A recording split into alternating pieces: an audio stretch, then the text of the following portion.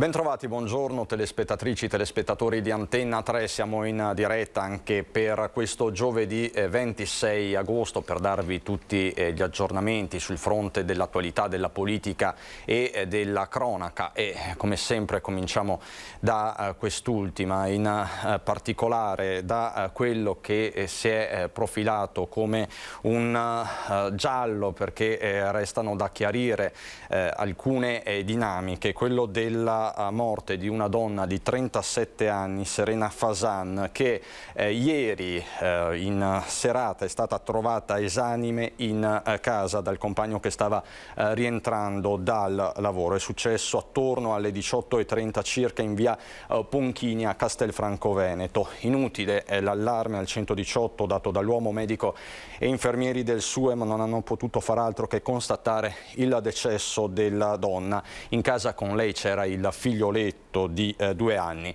Sul corpo non ci sarebbero, questo è stato detto fin da subito, segni di violenza e su porte e finestre non sono stati riscontrati nemmeno segni di effrazione, quindi è stato escluso fin da subito, è stata esclusa fin da subito l'ipotesi della rapina. Sul posto anche i carabinieri ovviamente del nucleo investigativo di Castelfranco Veneto, ma in via Ponchini è arrivato in serata anche il medico legale. Le indagini stanno proseguendo anche in questo momento, non ci sono formulazioni specifiche, si sta indagando a 360 gradi, così ci confermano anche gli inquirenti. Con ogni probabilità a stretto giro di posta sarà anche disposta l'autopsia sul corpo della donna, la donna che lavorava alla farmacia La Fonte della Salute di Castelfranco Veneto, dove era particolarmente conosciuta. Sul posto si è recato anche il sindaco castellano Stefano Marcon. Sul posto per noi c'è Nicola Marcato e ovviamente qualsiasi aggiornamento ve lo daremo in diretta. C'è poi la solita ormai triste pagina degli incidenti stradali. Partiamo da quanto successo ieri nel Bellunese sul passo Giau. Scendendo con la sua moto dal passo Giau, il centauro 51enne di Grantorto è rimasto gravemente ferito. Secondo una prima ricostruzione, l'uomo avrebbe perso il controllo della moto invadendo l'altra corsia e finendo contro un'auto che sopraggiungeva. Terribile l'impatto. L'uomo, immediatamente soccorso, è stato trasportato prima in ospedale a Belluno, poi trasferito a Treviso in prognosi riservata. Ed è grave anche un uomo che questa mattina è rimasto coinvolto in un incidente stradale a Eraclea, siamo sul litorale veneziano. Lo schianto tra l'auto e un furgoncino alle 7 in via Calnova, l'incrocio con via Tiepolo. Il veicolo più leggero è finito nel fossato adiacente alla sede stradale. Questa è l'immagine. Per estrarre l'autista ferito gravemente e rimasto incastrato all'interno dell'abitacolo sono intervenuti i vigili del fuoco da San Donà di Piave. L'uomo è stato poi stabilizzato e portato in ospedale dai sanitari del SUEM. Anche il conducente del furgone è rimasto ferito, ma più lievemente. A eseguire i rilievi i carabinieri del posto. E ci sono pesanti disagi anche oggi, seconda giornata di passione sulla 4, in particolare nel tratto tra Latisana e Portogruaro. L'autostrada 4 è chiusa al traffico proprio tra queste due località in direzione Venezia, così come lo svincolo di Latisana verso Venezia per un incidente che si è verificato di prima mattina. Un mezzo pesante che trasportava animali da zootecnia ha perso il controllo del veicolo urtando in New Jersey e perdendo parte del carico. Gli animali, in particolare pollame, sono stati recuperati e sono in corso le operazioni di pulizia del manto stradale. Non ci sono feriti, questo va detto, ma i disagi sono stati pesantissimi e lo sono tuttora. Tra l'altro c'è stato anche un altro incidente nella zona di San Giorgio di Nogaro. Anche qui ci sono delle deviazioni al traffico e dicevamo seconda giornata giornata di passione, perché ieri si è verificato un incidente davvero rocambolesco. Solo per miracolo non ci sono state conseguenze per i viaggiatori e gli automobilisti, con una cisterna di GPL che è andata a fuoco. Vediamo.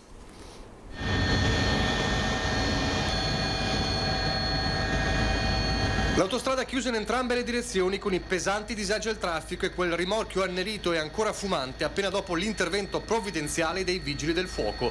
Scenario di un'altra giornata di passione lungo la 4 nel tratto più critico, quello tra Portogruaro e Latisana in direzione Trieste. Un disastro sfiorato, in fiamme una cisterna carica di GPL. Scattato l'allarme dell'autista dopo le 11, i pompieri sono arrivati sul posto con molta difficoltà per il traffico congestionato da Latisana, Portogruaro, Sandona di Piave, Udine, Pordenone e Mestre, con 3 autopompe, 5 autobotti, il carro NBCR, nucleare, biologico, chimico e radiologico, e 25 operatori. Sono riusciti a spegnere l'incendio che aveva coinvolto il gruppo valvolare, riuscendo anche a intercettare la perdita. A scopo cautelativo, le poche case circostanti sono state fatte evacuare.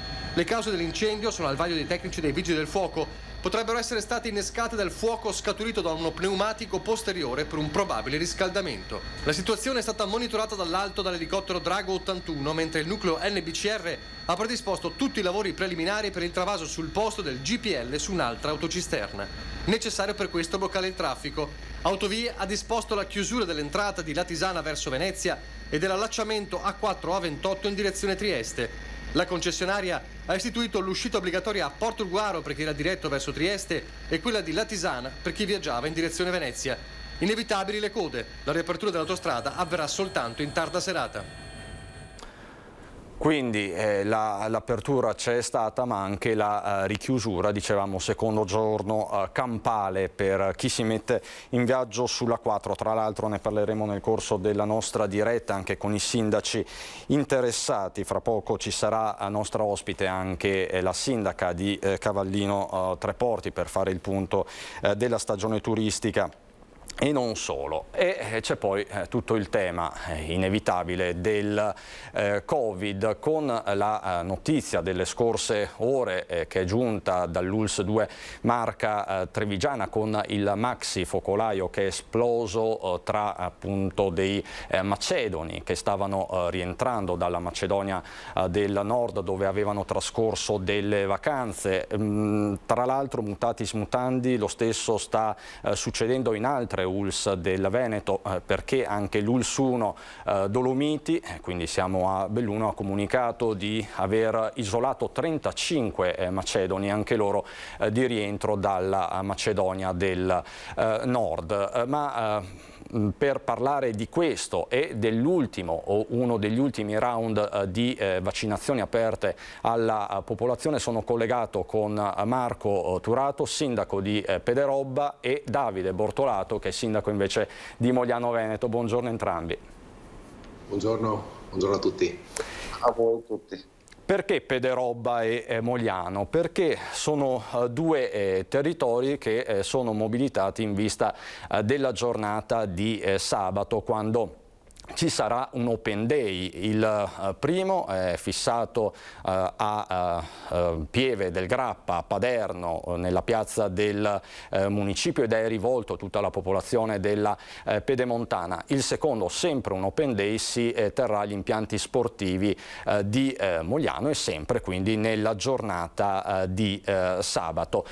Parto da lei, Turato, perché in queste settimane si è parlato tanto della Pedemontana e del fatto che in questa fascia, in questo territorio, sia presente un'importante fetta di popolazione che non si è sottoposta al vaccino. I dati sono abbastanza, diciamo così, inferiori rispetto a quelli della media provinciale. Sono tutti Novax o tanti dubbiosi, tante persone che hanno aspettato? Che fotografia ci può scattare della Pedemontana? Guardi, tutto ciò mi duole il cuore, perché nonostante le varie iniziative per sensibilizzare la popolazione in merito, molto probabilmente non è bastato.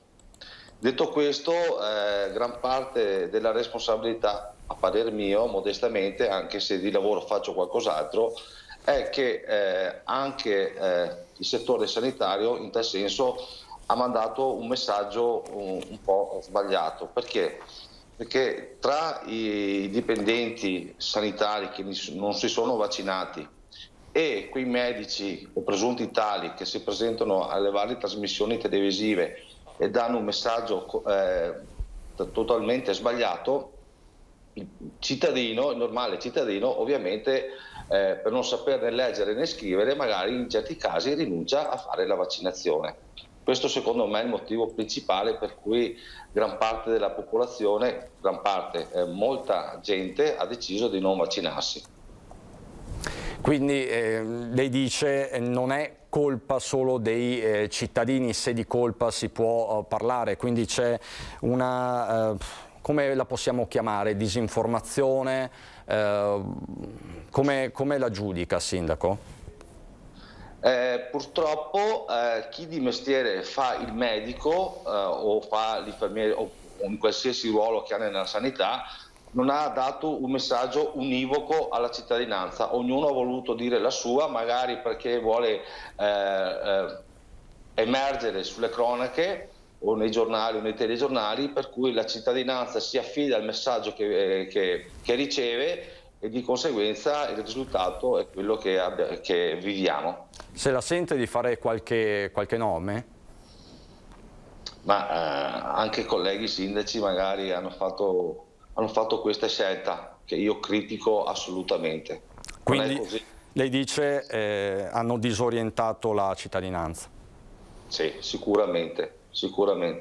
Mi duole dirlo, però se devo fare un esempio pratico, io dico sempre che quando una persona sta male e viene ricoverata in ospedale, non si interessa di ciò che gli viene iniettato in vena o quale intervento debba subire. L'importante è che esca sano e salvo dall'ospedale stesso. Purtroppo qua la gente ragiona da sano, dice: perché mi devo iniettare un qualcosa in vena quando io sto bene? Oggi stai bene, domani? Questo è il punto di domanda che si devono porre tutti. Quindi ricordiamo Open Day sabato a Paderno del Grappa, aperte quindi le vaccinazioni ad accesso diretto per tutte le fasce d'età, per tutti i residenti della Pedemontana che non si fossero ancora immunizzati. Dico bene, Sindaco, è l'informazione corretta questa?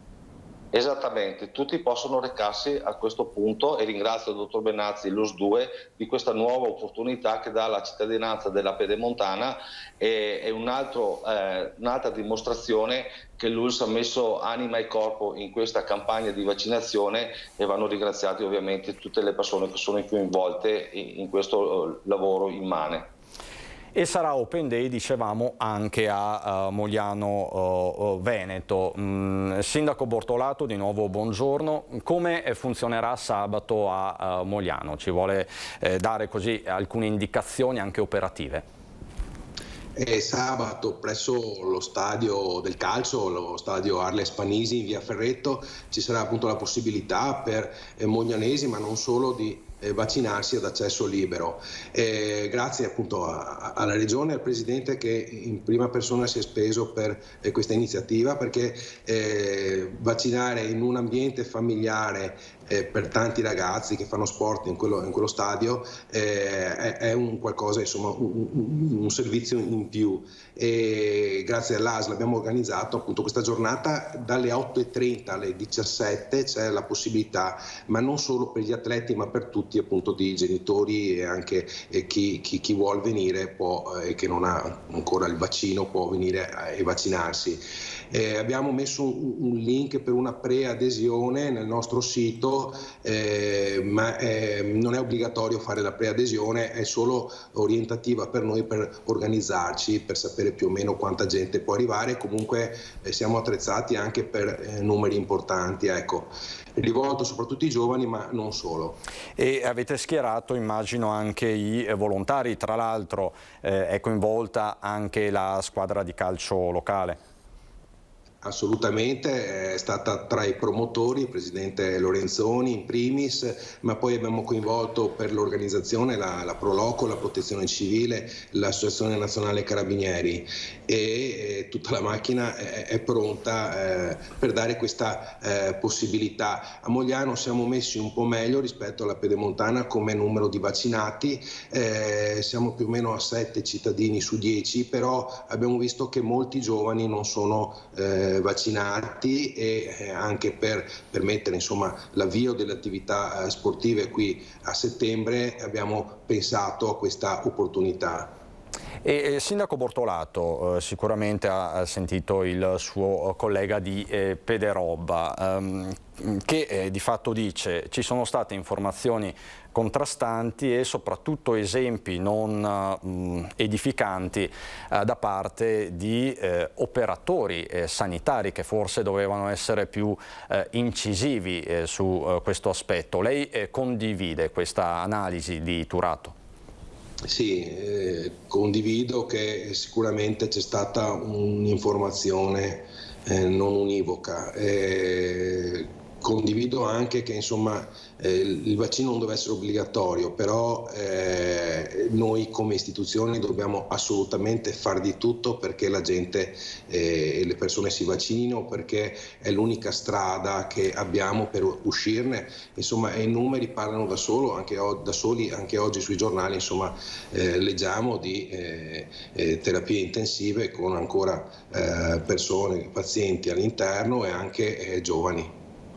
Questo assolutamente, ed è sicuramente giovane la ragazza di 37 anni che è attualmente ricoverata in terapia intensiva a Conegliano. È una delle persone che stava rientrando, che è rientrata dalla Macedonia del Nord. Quindi facciamo un passo indietro e sentiamo la ricostruzione di quanto è accaduto, di questo maxi focolaio che è esploso nella Marca, ma non solo nella Marca. Sentiamo il direttore generale dell'ULSS 2 Benazzi.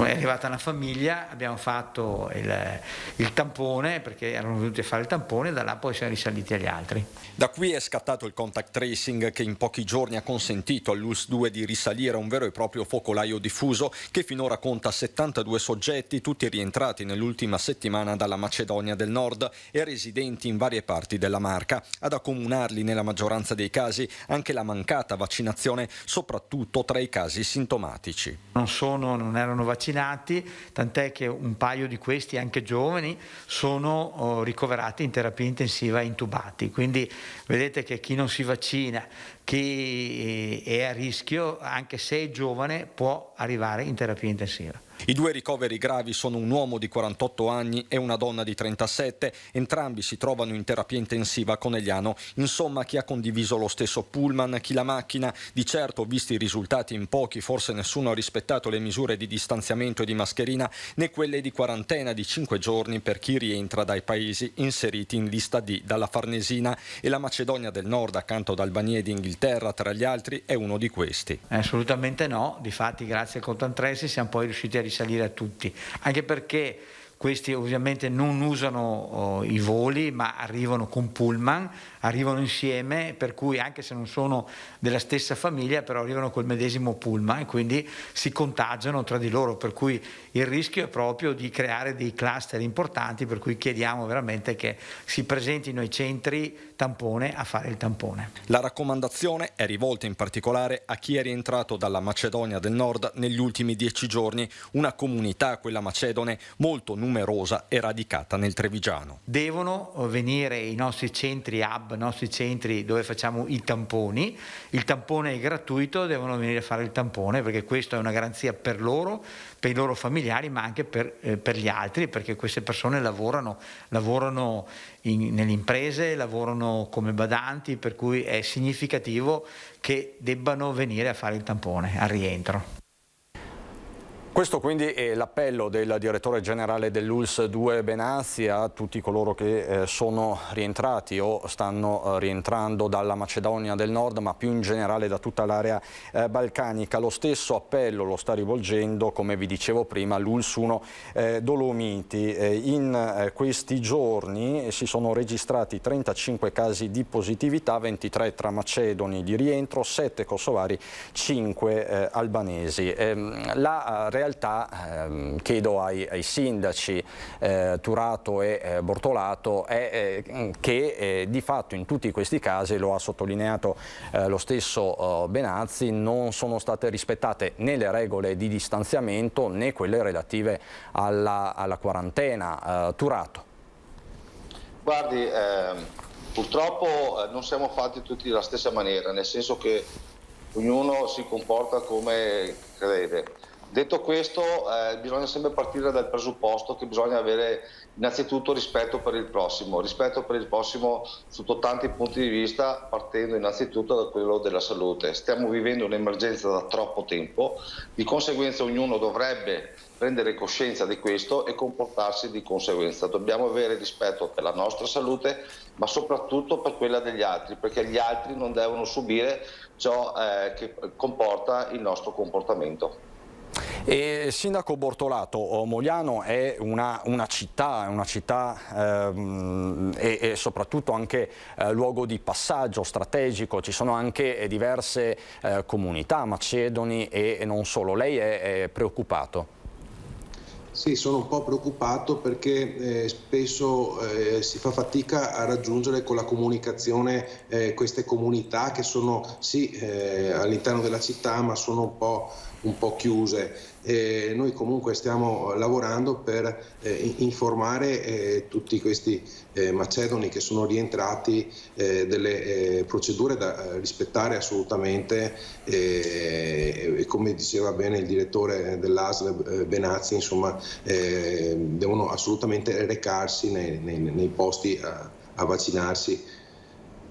Quindi diciamo che anche voi come sindaci vi state unendo a questi appelli dell'ULSS nei vostri territori, non potrebbe essere altrimenti. Vi chiedo, voi vi apprestate a organizzare accanto all'ULSS, ai volontari e a tanti altri soggetti questi Open Day. Ovviamente i conti si faranno alla fine. Lei, Turato, si aspetta un'adesione massiccia sabato a Paderno. Che sentore ha parlando con la popolazione e con i suoi concittadini? Guardi, questo è quello che mi aspetto, è proprio quello che sta dicendo lei, nel senso che mi aspetto che ci sia un'adesione di massa, considerando che magari qualcuno ha problemi nel prenotare, non avendo dimestichezza con internet o con un computer, sapendo che c'è questa opportunità, recandosi a Paderno, che può fare il vaccino senza star lì a doversi impegnare su certe situazioni, diciamo, di computer eccetera, si rechi, si vaccini. È un appello che faccio a tutti: vaccinatevi per la vostra salute ma anche per quella degli altri. E più in generale, per esempio, Sindaco Turato, in questi giorni abbiamo visto anche la protesta dei sindacati attorno alla Cementi Rossi di Pederobba relativamente al Green Pass richiesto per entrare nelle mense aziendali, che poi è ovviamente un'indicazione a livello governativo. Quindi ci sono degli operai che, non avendo il Green Pass, vanno a mangiare sul Piave con il cestino e quant'altro. Abbiamo documentato quelle immagini. Ecco, il Green Pass più in generale in azienda, che è il tema poi posto sul tavolo da Confindustria, serve o non serve? Turato? Serve perché, come si dice in dialetto, mi dà fastidio la fantasia di certa gente che diceva avanti ti che mi viene da ridere. Nel senso, non capisco perché io che mi sono vaccinato e che ho seguito alla lettera ciò che mi viene indicato dai medici, no, dai leoni da tastiera, da scienziati, non vedo perché io devo essere trattato alla stregua di chi si sostituisce a chi di medicina ne mastica dalla mattina alla sera. Ecco, quindi lei ha una posizione molto chiara in merito. Sindaco Bortolato, su questo tema in particolare, che è elemento di discussione anche politica, sì o no per esempio al Green Pass in azienda? Lasciamo stare l'aspetto più specifico delle mense, ma questo è il fronte caldo di settembre, al rientro anche dalle ferie di tutte le fabbriche. Se le condizioni di lavoro non permettono un distanziamento, non permettono insomma, di rispettare le distanze minime di sicurezza, assolutamente è la strada per prevenire nuovi cluster, nuovi problemi. Insomma. Quindi in questi giorni insomma, chi si è spostato magari per qualche giorno di ferie, è andato in musei o chi va al ristorante, insomma il Green Pass ormai sta diventando una cosa di uso comune, la gente si sta abituando, quindi assolutamente è la strada maestra per uscirne, altrimenti fra un anno siamo ancora qua che ne parliamo. Questo è il rischio. Tra l'altro proprio in queste ore ci sono delle prese di posizione anche a livello internazionale, penso a Fauci e quant'altro, che a precisa domanda ne saremo fuori nel 2022 dice non so, e queste sono sicuramente parole che non fanno bene, ma vi chiedo, voi siete degli amministratori locali, siete sempre in prima linea, soprattutto lo siete stati in questo anno e mezzo e passa ormai di pandemia. Si arriverà ad una vera e propria convivenza con questo virus, Turato? Molto probabilmente sì, si arriverà alla convivenza del virus. Certamente si arriverà alla convivenza quando ci sarà un'immunità di gregge, nel senso che saremo tutti vaccinati, che molto probabilmente qualcuno potrà diventare positivo, scusatemi, in maniera leggera, però gli ospedali non subiranno quelle condizioni di criticità che subiscono ora. Ricordiamo sempre che l'ospedale non è nato solo per il Covid, è nato anche per l'ortopedia, per problemi di cuore, ci sono tanti settori che stanno soffrendo. Perché? Perché la medicina purtroppo si deve sacrificare per quelle persone che vengono ricoverate in terapia intensiva, che hanno problemi con il Covid e magari non sono nemmeno vaccinati. Per cui se tutti quanti facciamo la nostra parte, molto probabilmente torneremo alla normalità anche negli ospedali soprattutto. Grazie Turato. Bortolato, se la sente di lanciare, il sindaco Turato lo ha fatto prima, un ultimo appello, chiamiamolo ultimo appello, per la vaccinazione in vista dell'Open Day di sabato a Mogliano? Assolutamente sì, venite, i cancelli sono aperti, non serve prenotazione. Chi vuole può entrare nel sito del comune e preiscriversi, ma solo per una nostra organizzazione, e insomma soprattutto ai giovani è importante vaccinarsi, perché è l'unica strada per uscirne. Grazie a Davide Bortolato, sindaco di Mogliano Veneto, grazie a Marco Turato, sindaco di Pederobba. Messaggio forte e chiaro da parte di entrambi, non ci sono scusanti, insomma, sembra di capire. Grazie, davvero buon lavoro. Noi adesso abbiamo qualche istante di pubblicità, poi andiamo a Venezia, dove è in corso un flash mob a sostegno dell'Afghanistan, ma soprattutto delle donne afghane. A fra pochissimo.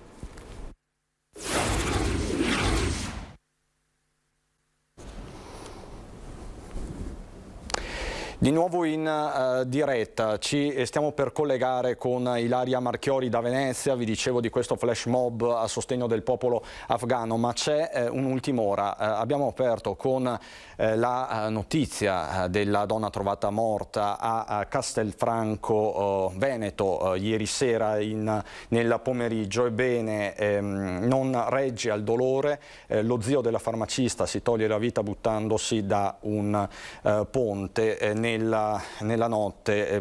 Diciamo che questa mattina c'era questo allarme di una persona caduta appunto da questo ponte a Pieve del Grappa. Si tratta di Simone Fasan, 55 anni, che appunto si è gettato dal ponte sul torrente Astego in località San Liberale vicino alla chiesa. Si tratta appunto dello zio della farmacista Serena Fasan, trovata morta per l'appunto, come vi dicevo, ieri sera in via Ponchini a Castelfranco Veneto. Ovviamente seguiamo questa vicenda. Per il momento tutte le ipotesi sono aperte. Ci colleghiamo con Venezia. Vi parlavo di questo flash mob molto importante. Da Venezia sta partendo in questi minuti un messaggio importante all'Afghanistan e soprattutto di vicinanza alle donne afghane, ma ci racconta tutto la nostra Ilaria Marchiori. Buongiorno Ilaria. Sì, buongiorno Cristian, buongiorno ai nostri telespettatori. Come vedete alle mie spalle è ancora in corso la conferenza stampa che è iniziata dopo il flash mob qui in campo San Geremia a Venezia, che è stato promosso e organizzato da Venezia Manifesta, dalla sua rete e dal sindacato dei giornalisti del Veneto, da Associazione Stampa Veneziana con Articolo 21 Veneto, Unaga, il coordinamento Donne SPI Metropolitano e il Granello di Sabbia. Un flash mob che è stato organizzato proprio come hai anticipato tu, in segno di solidarietà nei confronti delle donne afghane, ma anche dei tanti giornalisti che in questo momento si trovano in Afghanistan. E purtroppo devo anche dare una notizia che ci è appena stata comunicata: questa mattina sarebbe già stato ucciso un giornalista che lavorava per Tolo TV, una delle emittenti che documentava e testimoniava maggiormente la situazione in Afghanistan. Anche questo un segnale molto forte. Ha detto proprio questa mattina Giuseppe Giulietti, la presidente della Federazione della Stampa della FNSI, perché è proprio da qui che si inizia a capire quanto importanti e quanto a rischio siano le vite anche dei giornalisti. Dicevamo un flash mob in segno di solidarietà nei confronti delle donne Afghanistan con l'hashtag Save Afghanistan Women, proprio qui in campo San Geremia. E come vedete alle mie spalle sono numerose le persone che hanno deciso di prendervi parte. Ciò che sta accadendo in Afghanistan, ha fatto sapere l'Ordine dei giornalisti del Veneto, ha scritto, rende manifesta una grande verità: la libertà delle donne è la misura della civiltà di una società, delle relazioni tra sessi e le persone, del rispetto delle differenze, ed è indice della qualità della vita di un paese, delle possibilità di benessere e di un futuro migliore per tutti. Presente qui, ovviamente ora non possiamo averlo al microfono perché sta ascoltando le testimonianze che vengono portate da persone afghane, da persone che hanno comunque i familiari lì, però poi riusciremo a sentirlo ai nostri microfoni proprio per poter portare la sua testimonianza nei nostri telegiornali di questa sera. Ahmed Ahmadi, che è il fratello di Zara Ahmadi, che è un ristoratore veneziano, ma grazie ai suoi appelli che abbiamo visto e sentito nei giorni scorsi è riuscito a riportare la sorella 32enne che si trova in Afghanistan, a farla rientrare qui in Italia. Zara, lo ricordiamo, è un'attivista afghana che si batte per i diritti delle donne in Afghanistan ed è riuscito, e il fratello Ahmed è riuscito proprio a farla rientrare. L'appello però, il messaggio importante che si vuole dare proprio anche con questo flash mob, con questi messaggi qui a Venezia, come in tante altre città, in altre province del nostro paese, è quello di non lasciare solo il popolo afghano, di non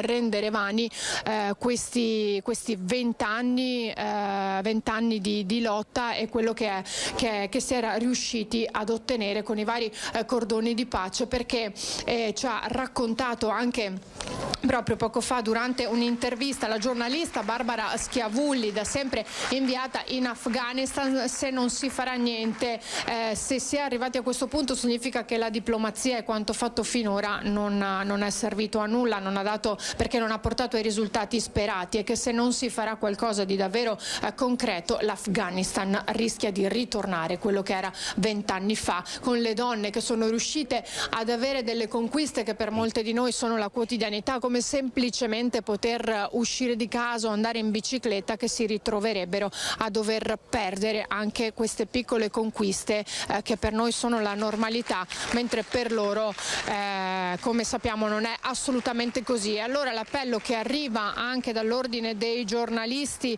va al presidente Draghi. Dicono che da sempre si è dimostrato, vi leggo, ecco, state sentendo proprio l'applauso alle mie spalle dopo che abbiamo ascoltato le varie testimonianze qui delle persone, e anche quanto riportato negli stessi striscioni: salviamo le donne afghane, diamo loro la libertà. Dicevo, l'esplicita richiesta al presidente Draghi, che si è dimostrato sensibile e attento, ha detto l'ordine, affinché sia il garante di questo impegno, investendo nella comunità internazionale, soprattutto l'Europa, e avvii, oltre ai piani di salvezza di vita delle persone, proprio la possibilità concreta di realizzare percorsi di integrazione per i collaboratori afghani e per le loro famiglie. E così l'appello va anche al Comune di Venezia e alla Regione. Ecco, come vedete ora è terminata anche la conferenza stampa, dunque se non ci sono altre domande io restituisco la linea allo studio. Ilaria, ti ringrazio per questa tua corrispondenza e ovviamente tutte le interviste questa sera nel corso dei nostri telegiornali del Veneto e di Venezia. Grazie dunque a Ilaria Marchiori e Sandro Ponchio da Campo San Geremia a Venezia. Grazie e buon lavoro. E siamo in attesa di collegarci con la collega Marta Marangon per quello che vi ho detto poco prima di collegarci con Venezia, questo gesto estremo che è stato compiuto nella notte a Pieve del Grappa dallo zio 55enne della donna morta, trovata morta ieri sera a Castelfranco Veneto. Si tratta di Simone Fasan di 55 anni, ma fra poco ci collegheremo con la collega Marta Marangon. Ma restiamo sulla cronaca e andiamo a Padova, dove c'è stato un doppio regolamento di conti in poche ore, in 48 ore all'Arcella. L'ultima vittima ha appena 18 anni e ha già numerosi precedenti per spaccio. Tutti i dettagli. 2 accoltellamenti in 48 ore, il quartiere Arcella si ritrova a fare i conti con l'incubo violenza e spaccio. L'ultima vittima è un 18enne tunisino, in Italia senza fissa dimora, con una lunga lista di precedenti penali. L'aggressione si è consumata in via Induno, sotto gli occhi delle telecamere di videosorveglianza. Il ragazzo è stato ferito da un connazionale che lo ha aggredito e colpito con un coltello al volto. Il giovane è stato soccorso dai carabinieri e dal personale del SUEM. Dopo aver ricevuto tutte le cure in ospedale, è stato dimesso con una prognosi di 2 settimane. Solo 2 giorni fa, in via Reni, davanti a un kebab, l'accoltellamento di un altro tunisino di 45 anni. Anche su questo episodio indagano i carabinieri. Questi gli aggiornamenti da Padova. Nel veneziano invece continua a far discutere il caso del 51enne morto 3 giorni dopo aver fatto il vaccino. La famiglia ha denunciato il caso e ora ad occuparsene è la Procura della Repubblica. Sentiamo. Lo scorso 18 agosto ha fatto il vaccino. 3 giorni dopo Alessandro Cavarretta, 51enne di Mira, è morto. La Procura di Venezia sta svolgendo gli accertamenti per verificare la denuncia esposta dalla famiglia ai carabinieri contro ignoti. Cavarretta si è vaccinato con Pfizer nel punto di Oriago. Dopo qualche ora aveva già la febbre alta e il gonfiore alle gambe. È stato visitato dal medico di base che gli avrebbe prescritto un farmaco, ma il 21 agosto la situazione sarebbe precipitata. I familiari hanno spiegato che il 51enne non riusciva a svegliarsi, quindi hanno chiamato il 118. Una volta giunti sul posto, i sanitari hanno tentato il massaggio cardiaco, ma ormai era tardi. Al momento l'ipotesi più probabile è che il decesso sia sopraggiunto per una tromboembolia, ma saranno gli esami e l'autopsia a confermarlo. Sono diversi gli aspetti che la magistratura dovrà chiarire: se la vaccinazione e l'anamnesi siano state effettuate correttamente, se l'uomo soffrisse di patologie pregresse e se sia stato fatto il possibile per salvarlo. L'Ulstre ha comunicato di essere disponibile a ogni collaborazione perché sia fatta chiarezza e si stringe ai familiari.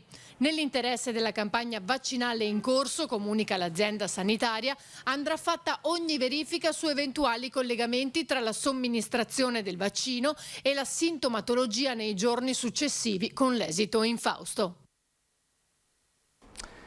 Ecco, questo è il caso che sta facendo discutere nel veneziano, ma non solo. E poi c'è l'altro caso, la tragedia del piccolo Giacomo, il bimbo di 5 anni deceduto dopo 3 visite in 3 ospedali diversi della regione, prima Adria, poi Chioggia, infine Padova. In azienda ospedaliera la Procura, come sapete, ha aperto un fascicolo. Ieri sono arrivati gli ispettori della regione e del Ministero. Ce lo ha confermato anche il direttore dell'azienda ospedaliera Dal Ben. In giornata poi l'autopsia, ovviamente tutti gli aggiornamenti nel corso della nostra diretta, e siamo sempre pronti a collegarci con Marta Marangon per capire cosa sta succedendo attorno alla morte della giovane donna ritrovata ieri sera cadavere in via Ponchini a Castelfranco Veneto, ma lo faremo appunto fra qualche minuto. Intanto saluto e ringrazio, perché è qui con me, il sindaco di Cavallino Tre Porti, Roberta Nesto.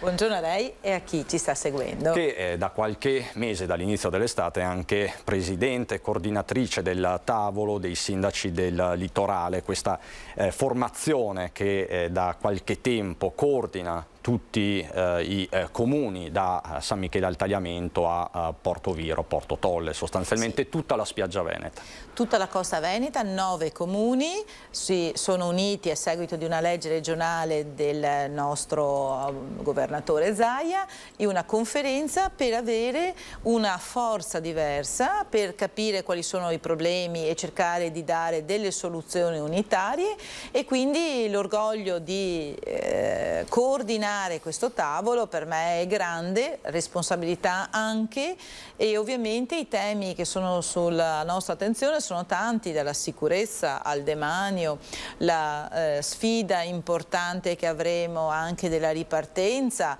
Abbiamo avuto una stagione estiva molto buona, quella in corso, però ovviamente siamo in grande preoccupazione, lo eravamo nella primavera scorsa quando ho parlato con il ministro Garavaglia, e oggi i dati sono molto buoni, però ci rendiamo conto anche che c'è tanto lavoro da fare.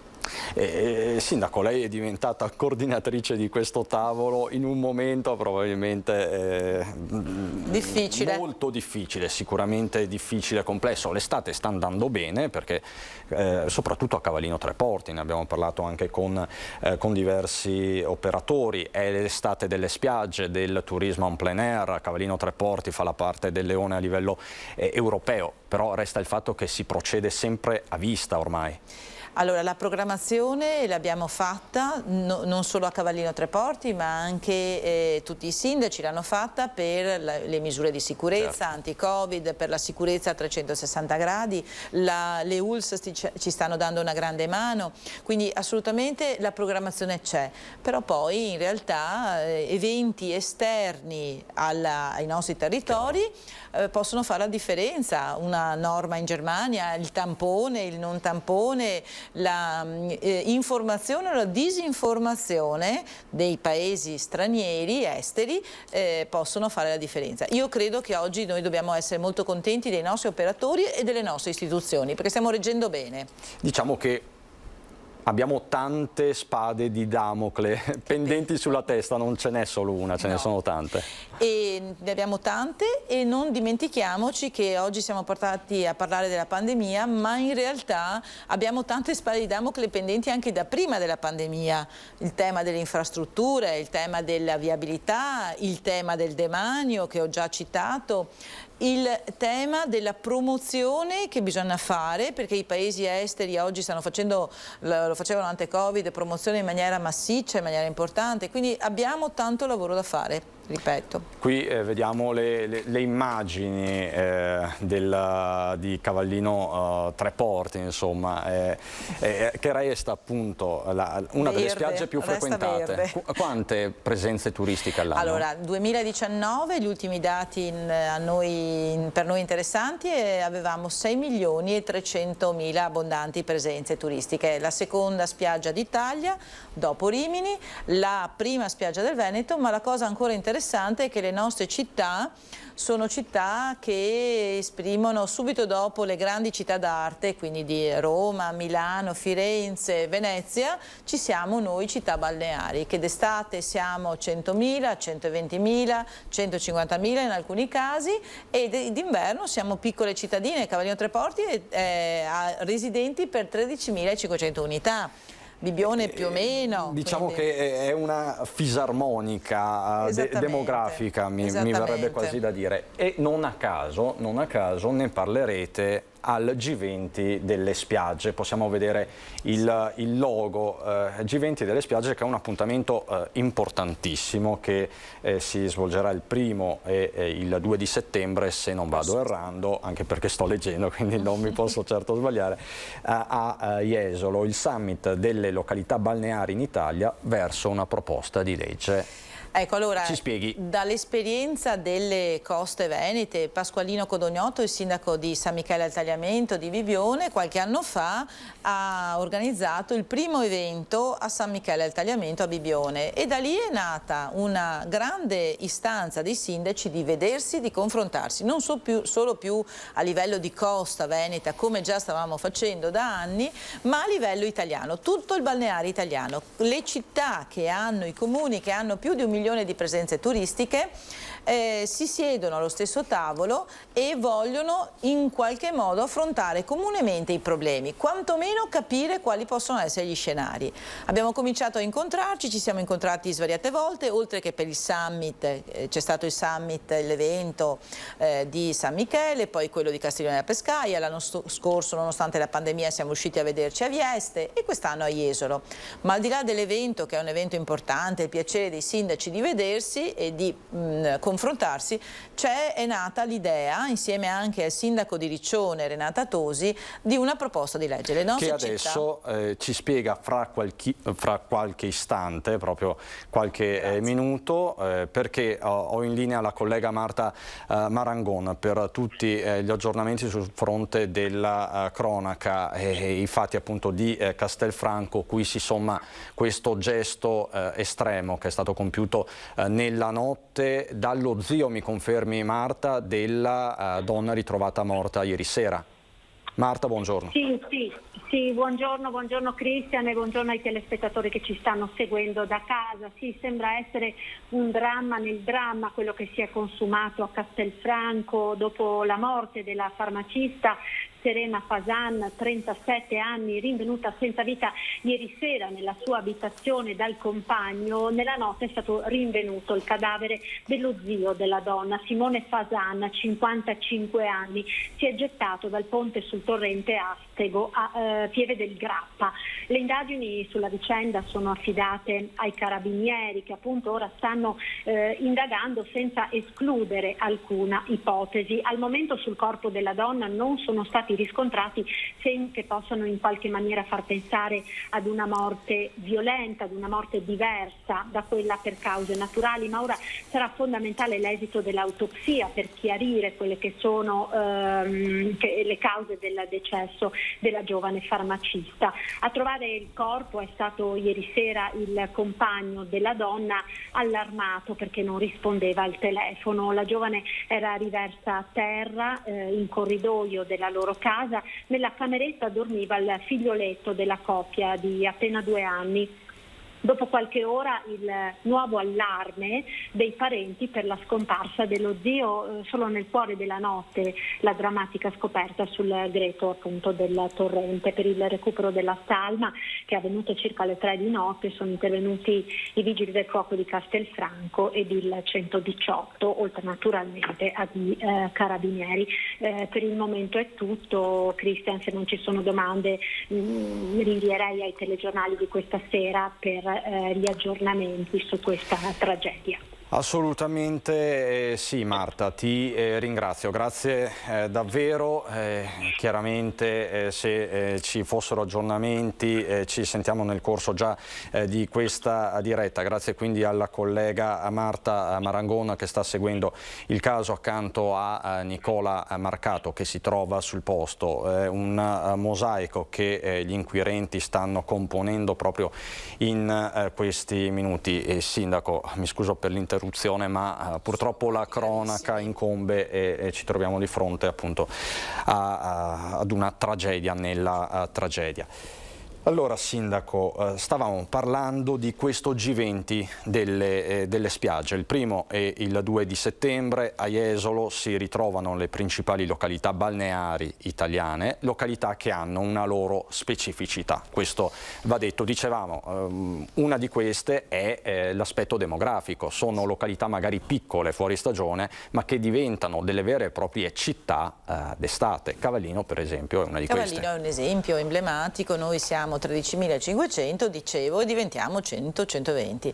La preoccupazione per un sindaco è poi quello di dare risposte per il lavoro, per le imprese, per gli imprenditori, per i lavoratori, ma anche per i residenti in termini di servizi, in termini di opportunità e non solo, anche di viabilità. E quindi noi sindaci siamo preoccupati per i nostri residenti, che molto spesso dal turismo possono essere interessati ma possono essere anche penalizzati, perché a volte tutto diventa più difficile. Il traffico per esempio per venire qui oggi era abbastanza importante, ma non solo, anche i servizi, andare nei negozi, andare al primo punto di soccorso. Quindi noi abbiamo bisogno di attrezzare le nostre città prima di tutto perché si possa dare adeguate risposte ai nostri residenti sia d'estate che d'inverno, e poi che ci siano opportunità di lavoro per le nostre aziende e per quindi essere accoglienti, pronti nel momento in cui arrivano gli ospiti, perché se l'ospite non trova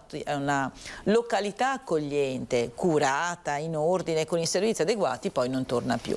Diciamo che è sempre il dilemma di queste località, no? Che dalla maggior parte delle persone vengono viste come dei luoghi idilliaci e poi per chi ci abita di idilliaco c'è ben poco, come sempre, insomma, c'è la quotidianità, c'è anche la difficoltà del vivere in certe zone. Si è privilegiati da un lato, ma dall'altro la vita a volte è più difficile, soprattutto fuori stagione. Allora, fuori stagione è più difficile, ma anche in stagione è difficile, perché avere i servizi a volte non è facile. Allora, si vive benissimo a Cavallino Treporti, però dobbiamo mantenere alta la qualità del nostro vivere, della nostra vita, per i nostri ragazzi, le scuole, i servizi, per i nostri anziani, e quindi di conseguenza per me è fondamentale che ci vengano riconosciute come sindaci, come amministrazioni, la possibilità di dare risposte adeguate sia ai residenti in primis, che sono quelli che sono lì tutto l'anno, e poi anche a chi è il residente temporaneo, cioè il nostro ospite,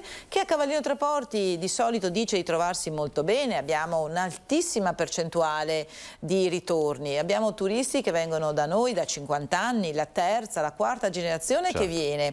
Io celebro a volte matrimoni di persone che si sono conosciute in campeggio e che vogliono poi tornare come luogo d'elezione in Cavallino Treporti. Quindi a me fa molto piacere, ma dobbiamo essere in grado di garantirsi servizi, ed è per questo che il G20S nasce come confronto tra i sindaci e arriva dal basso una proposta di legge operativa per dare risposta a queste nostre istanze, e per noi quindi confrontarci e promozionare questa nostra idea diventa fondamentale. Noi chiediamo aiuto a tutte le forze politiche in modo tale che ci sia una condivisione dell'obiettivo ed è una risposta che vogliamo dare sia al mondo del turismo sia al mondo dei residenti. Questo, tra l'altro, sindaco, aiuterebbe non poco l'altra sfida, ne avevamo parlato un mesetto fa mi pare, quella di aggredire tra virgolette i fondi del Recovery Plan. Assolutamente, noi abbiamo delle linee di, tra l'altro apro e chiudo parentesi, i sindaci sono stati dimenticati tra gli interlocutori da coinvolgere nelle missioni del PNRR, no? Quindi si fa riferimento a tante categorie, ma i sindaci, soprattutto i sindaci del balneare, sono stati dimenticati.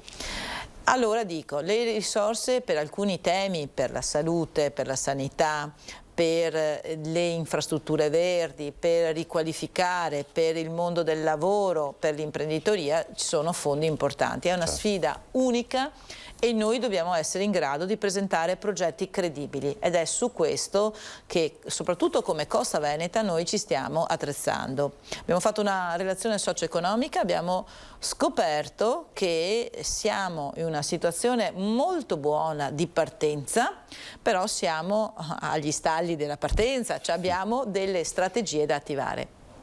Sindaco, lei ha toccato il tema delle infrastrutture.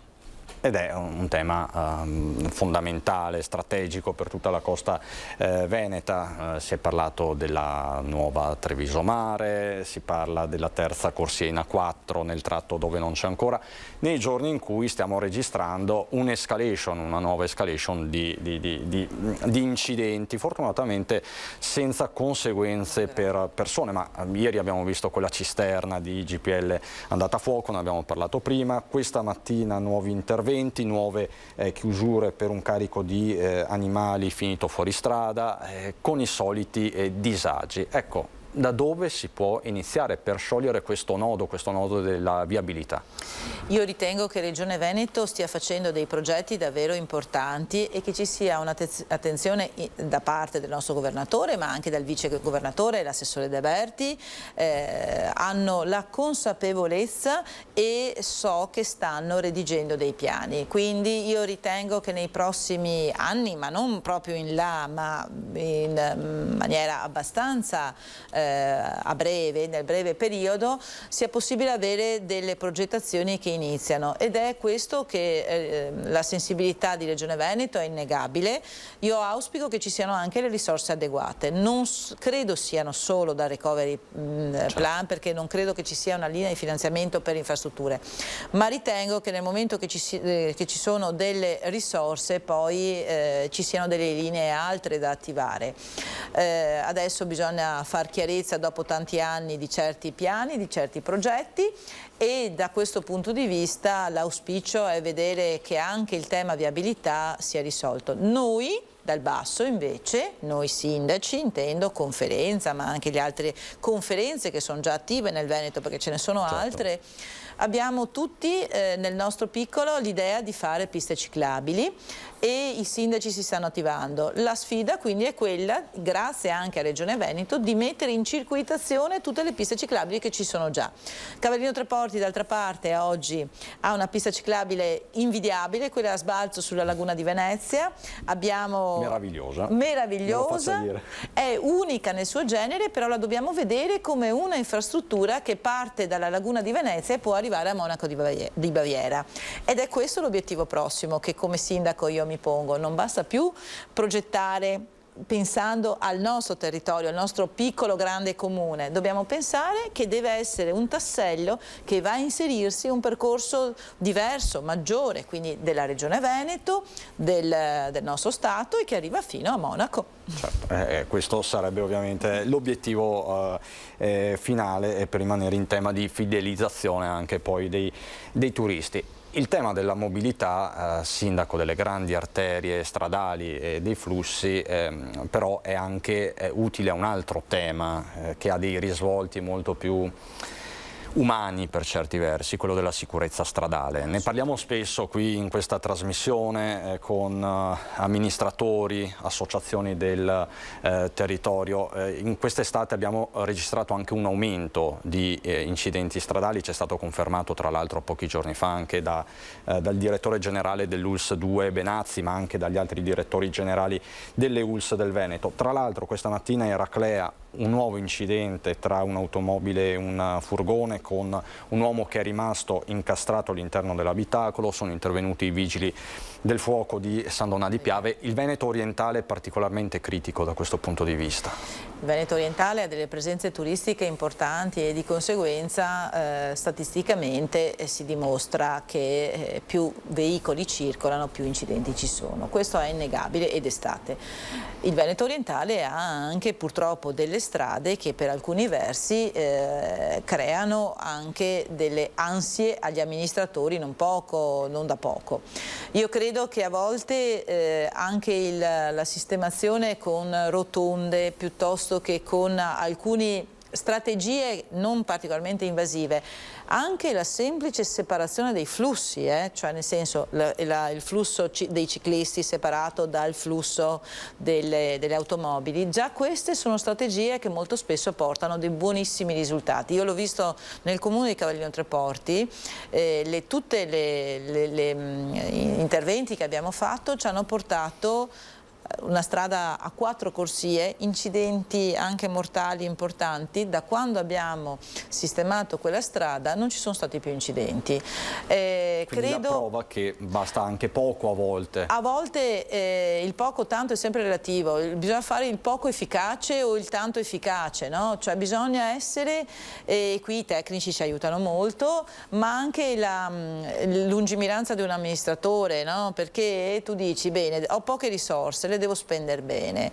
Come le devo spendere bene? Allora devi attivare le strategie tecniche, e vedo che a volte veramente danno risultati importanti. No, poi è ovvio che le strade non sono pericolose di per sé. Certo. Se noi corriamo rispettando i limiti, se siamo attenti, è ovvio che la percentuale dei sinistri si abbassa, questo è innegabile, quindi dobbiamo stare tutti molto molto attenti. Anche e questo prudenti. è un mosaico molto complesso. Dicevamo, Sindaco, estate particolare, per usare un po' un eufemismo, ecco, diciamocelo, contrassegnata da anche tanti provvedimenti dal punto di vista governativo, su tutti quello del Green Pass, che va a regolamentare la vita anche degli eventi, che sono l'anima delle località turistiche, ma sono l'anima anche delle località meno turistiche, di intere comunità, di città. E a tal proposito siamo collegati, lo saluto e lo ringrazio, con il presidente del Palio di Montebelluna, Nicola Palumbo, che tutti voi conoscete perché è sempre stato il nostro consulente, diciamo così, aziendale, ed è stato il nostro faro nei momenti della pandemia per le aziende. Però insomma Palumbo non è solo un bravo consulente aziendale, è presidente del Palio di Montebelluna. Palio di Montebelluna, Palumbo, che torna alla grande. Non vi fa paura il Covid? No, oddio, rispetto per il Covid, soprattutto dopo quest'ultimo anno e mezzo, diciamo che con grande sforzo, grande impegno stiamo cercando, e credo proprio ce la faremo, di rimettere in piedi questa 31esima edizione del Palio, dopo che il 2020 purtroppo non ci ha concesso l'opportunità. Sarà un'edizione sicuramente più snella, con meno occasioni di festa e di eccesso che ovviamente fino al 2019 ci potevano essere, quelle grandi serate di palco con artisti anche importanti a cui eravamo abituati. Purtroppo non le potremo fare, però potremo fare altro. Il Palio non è solo una birra con gli altri, ma è anche e soprattutto la rievocazione storica, e questa è ben salda, ben forte, grazie alle nostre contrade che sono veramente pazzesche, sono bravi, perché in quest'anno non hanno mollato mai, piano piano hanno rimesso in piedi i vari cocci che un'edizione saltata aveva gioco forza portato. e oggi siamo qui, siamo pronti, tra 7 giorni partiamo con una bella serata alle Damigelle, sono la prima sera, il 2 settembre in piazza Montebelluna, una grande serata di spettacolo, ovviamente nel rispetto di tutte le normative Covid, nel rispetto del Green Pass, di tutto ciò che sappiamo essere imposto. Però insomma dobbiamo tenere viva questa manifestazione e oggi si semina ciò che potremo un giorno raccogliere, magari già forse si spera l'anno prossimo con un'edizione ben più estesa. Quindi insomma siamo qui e siamo ancora vivi. Sì, soprattutto non è poco, ma ecco, qui vediamo il video emozionale che avete predisposto per questa edizione 2021, quindi siete pronti. Di quante persone parliamo? Tra atleti, macchina organizzativa? Diamo un po' la dimensione. Allora siamo tra palio maschile e palio donne, siamo attorno ai 180 atleti, gli organizzatori sono un'altra cinquantina, per cui sono 220 persone tra atleti e organizzazione ente palio. Poi ci sono le persone delle varie contrade e quelle sono altre 15, 20, 30 per ogni, quindi 30 per 11 siano altre 300 persone circa che ruotano attorno alla manifestazione. Insomma si parla di una mole di volontari tutti che sono un vanto credo per il territorio nostro, per ciò che riescono a fare tutto l'anno e per non aver soprattutto quest'anno mollato, che poteva essere la cosa più semplice.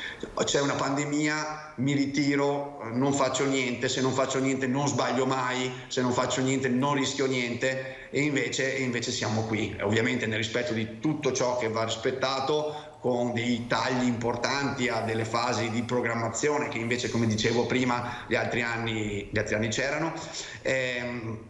Però insomma siamo qua quest'anno con una novità che mi permetto di poter dire qui, perché per la prima volta il palio sarà in streaming, lo potremo vedere sulle piattaforme social, la pagina Facebook del palio e sul sito www.ilpalio.it e sul maxi schermo che verrà installato in piazza. Quindi insomma anche per chi magari ha ancora un po' di paura, per chi non vuole andare sulla strada, per chi ha piacere magari guardarsi il palio da casa o per chi non è in città perché è via, un'occasione in più per dare valore ai nostri atleti e dare un servizio a chi vuole non perdersi questa 31esima edizione che sarà di sicuro spettacolare. Senta Palumbo, per capire, quindi sarà un palio, chiamiamolo, ormai il termine è abusatissimo, Covid, free per quante persone? Perché di solito avete decine di migliaia di presenze complessivamente e soprattutto le chiedo se e dove servirà il Green Pass? Allora, io non posso dirle quanta gente verrà, nel senso che il palio si svolge su una strada. È come un Giro d'Italia, oggi non si può dire, è chiaro che noi avremo delle specifiche aree dove per accedere servirà Green Pass, per esempio la platea per assistere a ciò che avviene sopra il palco sarà d'accesso con Green Pass e anche alcune aree del percorso palio, quelle in cui di solito c'è il maggior numero di appassionati. Altre zone sono zone di transito, pertanto il mio invito è quello di rispettare le solite regole che sono due, rispettiamo il metro rispetto a chi c'è a fianco, se non riusciamo indossiamo la mascherina. Su quelle aree è impossibile per noi controllare il Green Pass.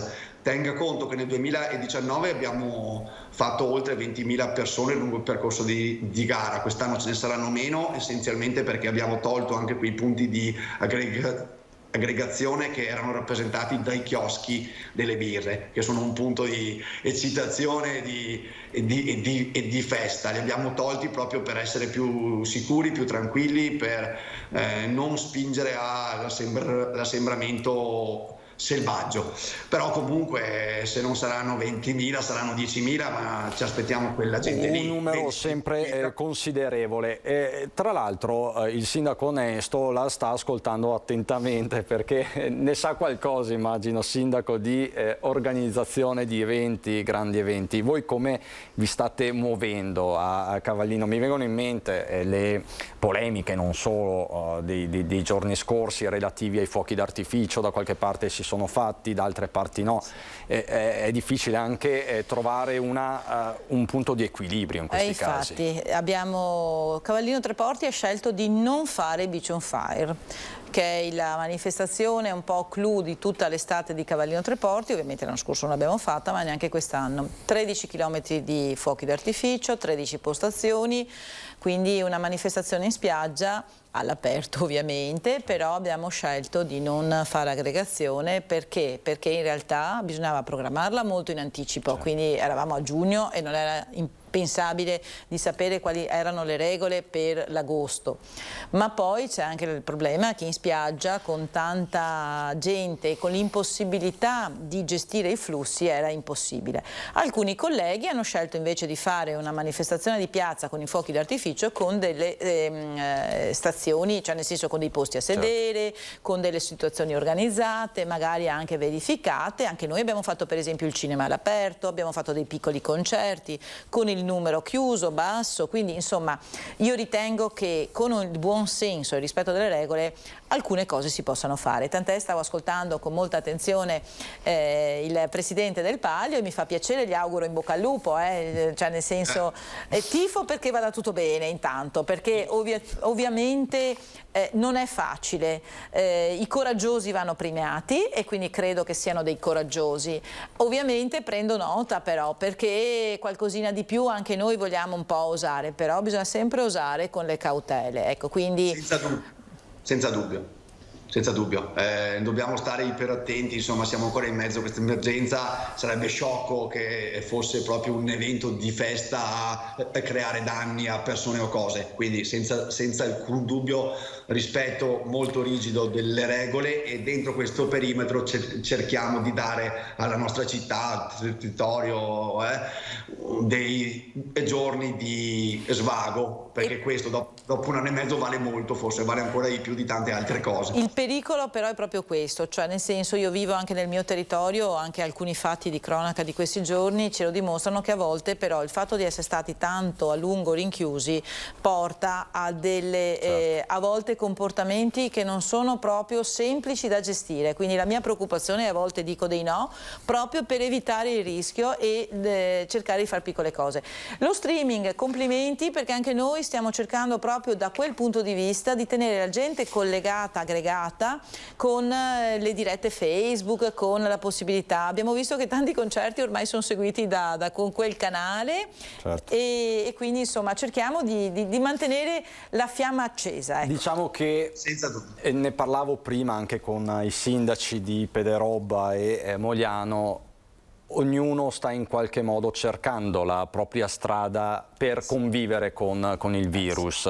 Questa sta diventando un po' la parola d'ordine, anche alla luce di alcune dichiarazioni che stanno uscendo anche in queste ore. Il virologo Fauci che dice qua andrà per le lunghe, quindi dobbiamo in qualche modo tirare a campare nel migliore dei modi, ecco. Grazie Palumbo, ovviamente noi ci aggiorniamo sul Palio di Montebelluna, su questa grande organizzazione, su questo evento che ritorna e non può che fare piacere, è la sua 31esima edizione se non sbaglio, quindi è più vecchio di lei il Palio di Montebelluna. Uguale, stesso anno. Uguale, ecco, perfetto, quindi è cresciuto a pane e paglio, perfetto, grazie, ed è importante anche che i giovani poi si facciano avanti, prendano in mano queste tradizioni, questi eventi collettivi. Grazie Palumbo e buon lavoro. E ci sono eventi ed eventi, ci sono grandi eventi come il Palio di Montebelluna, come i fuochi d'artificio sulle spiagge, ci sono poi gli spettacoli teatrali. Di uno in particolare vi voglio parlare perché tocca la pelle viva di un intero paese e di alcune comunità di questo paese, comunità anche del Veneto. Veneto.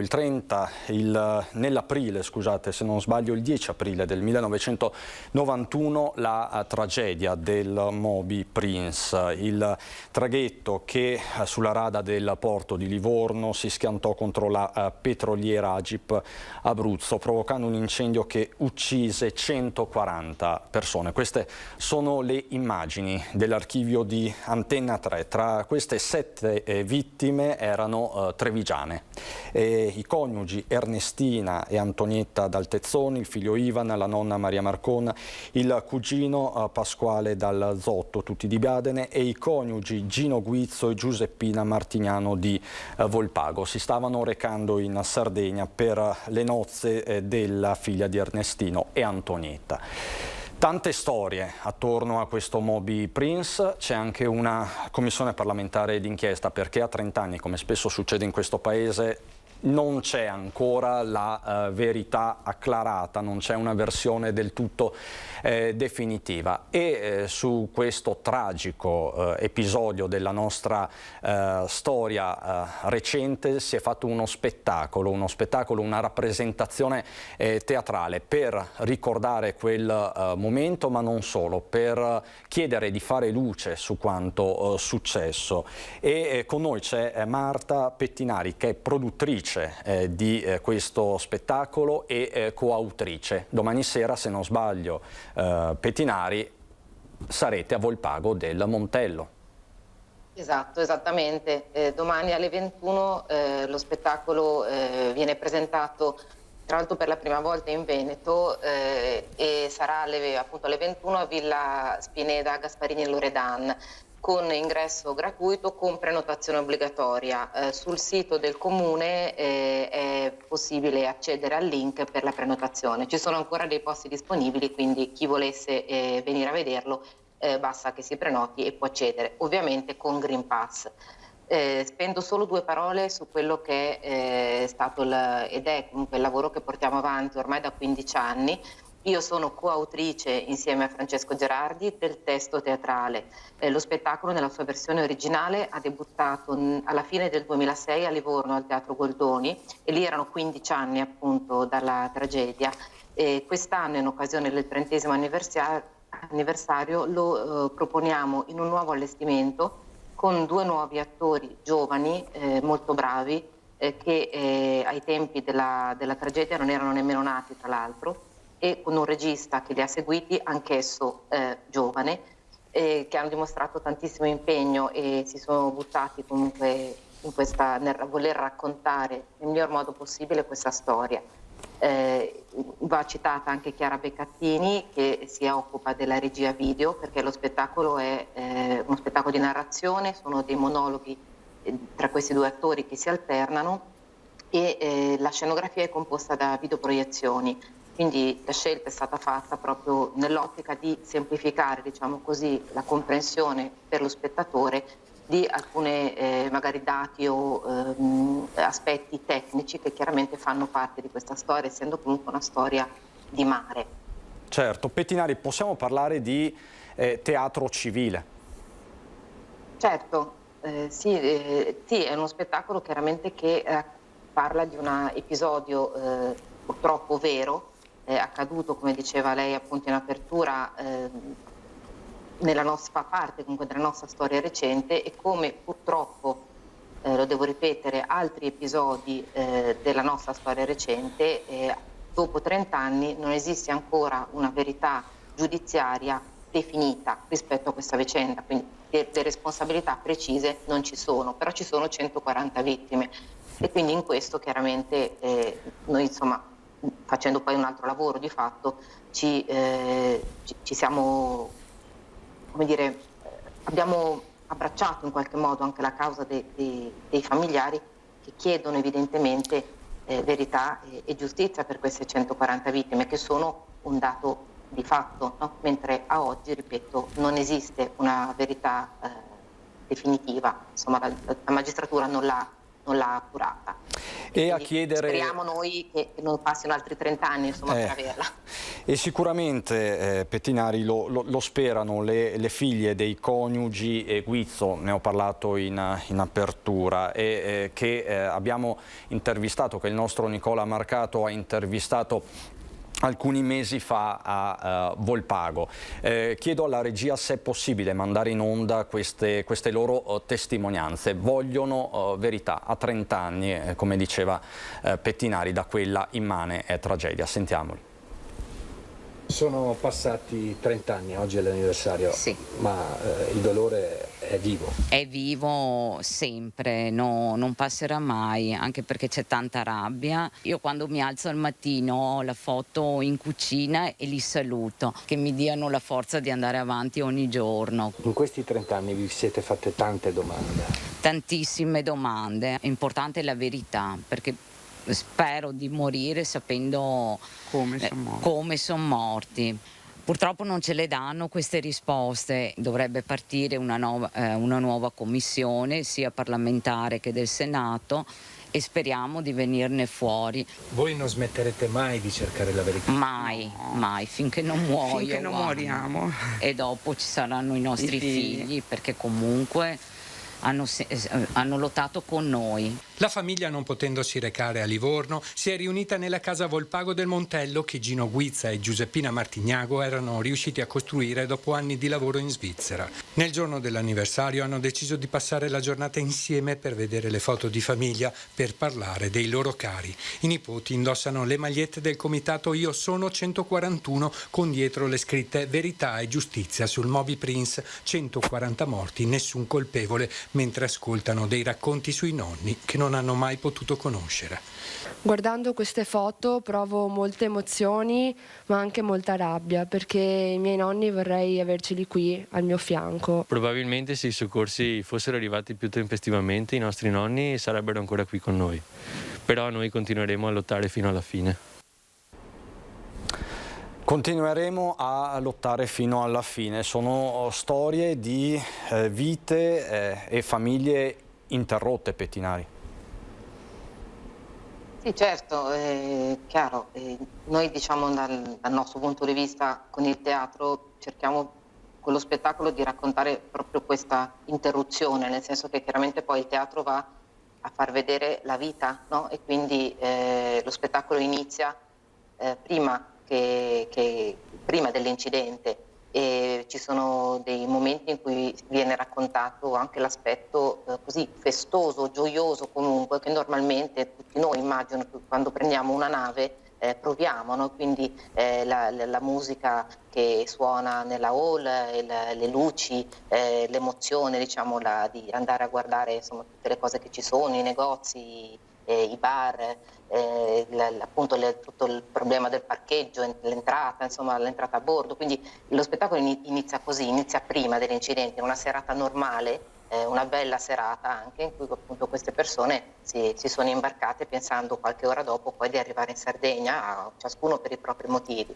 E così non è stato, quindi, e poi ovviamente a un certo punto si dà spazio a questa interruzione. Però mi piace molto anche il termine causato, interruzione, perché è esattamente appunto quello che è successo. Noi con lo spettacolo cerchiamo, non diamo, chiaramente non è il nostro compito, non diamo delle risposte, però abbiamo cercato di far risaltare quei buchi che a oggi ancora ci sono e che non permettono comunque, quei vuoti diciamo di consapevolezza, che non permettono di capire esattamente che cosa è successo, né quali sono state le cause dell'incidente tra il traghetto e la petroliera, e questo è il dibattere diciamo così della nuova commissione parlamentare, né per quale motivo queste persone comunque di fatto non sono state soccorse, no? Perché poi è chiaro che dal punto di vista dei familiari è questo, no? E capire questo. Certo. Tanti troppi dubbi, e qui chiedo al sindaco Onesto, le istituzioni devono arrivare alla fine, devono arrivare alla verità. C'è un obbligo morale, non solo legale, giudiziario.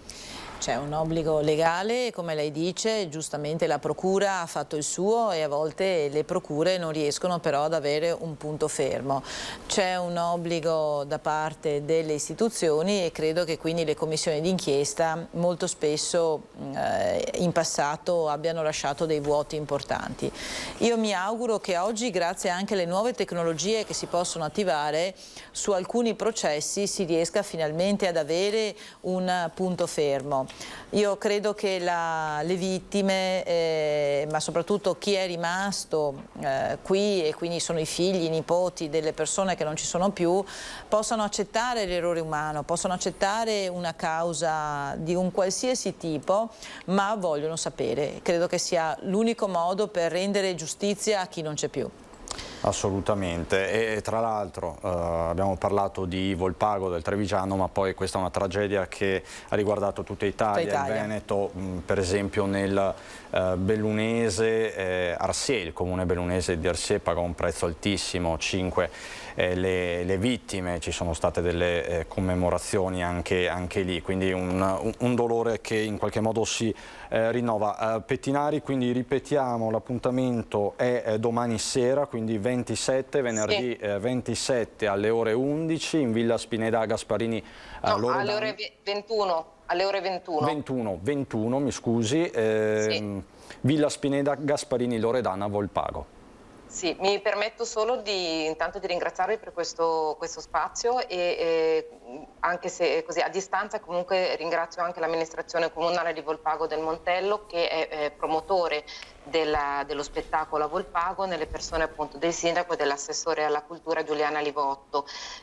Insisto ancora, vogliamo ovviamente che i posti disponibili nonostante le restrizioni Covid siano pieni e quindi chi fosse interessato può ancora prenotare collegandosi o alla pagina Facebook del Comune di Volpago o direttamente sul sito, c'è un link a cui prenotarsi alle 21 il 27. Alle 21 puntuali, grazie davvero, grazie a Marta Pettinari.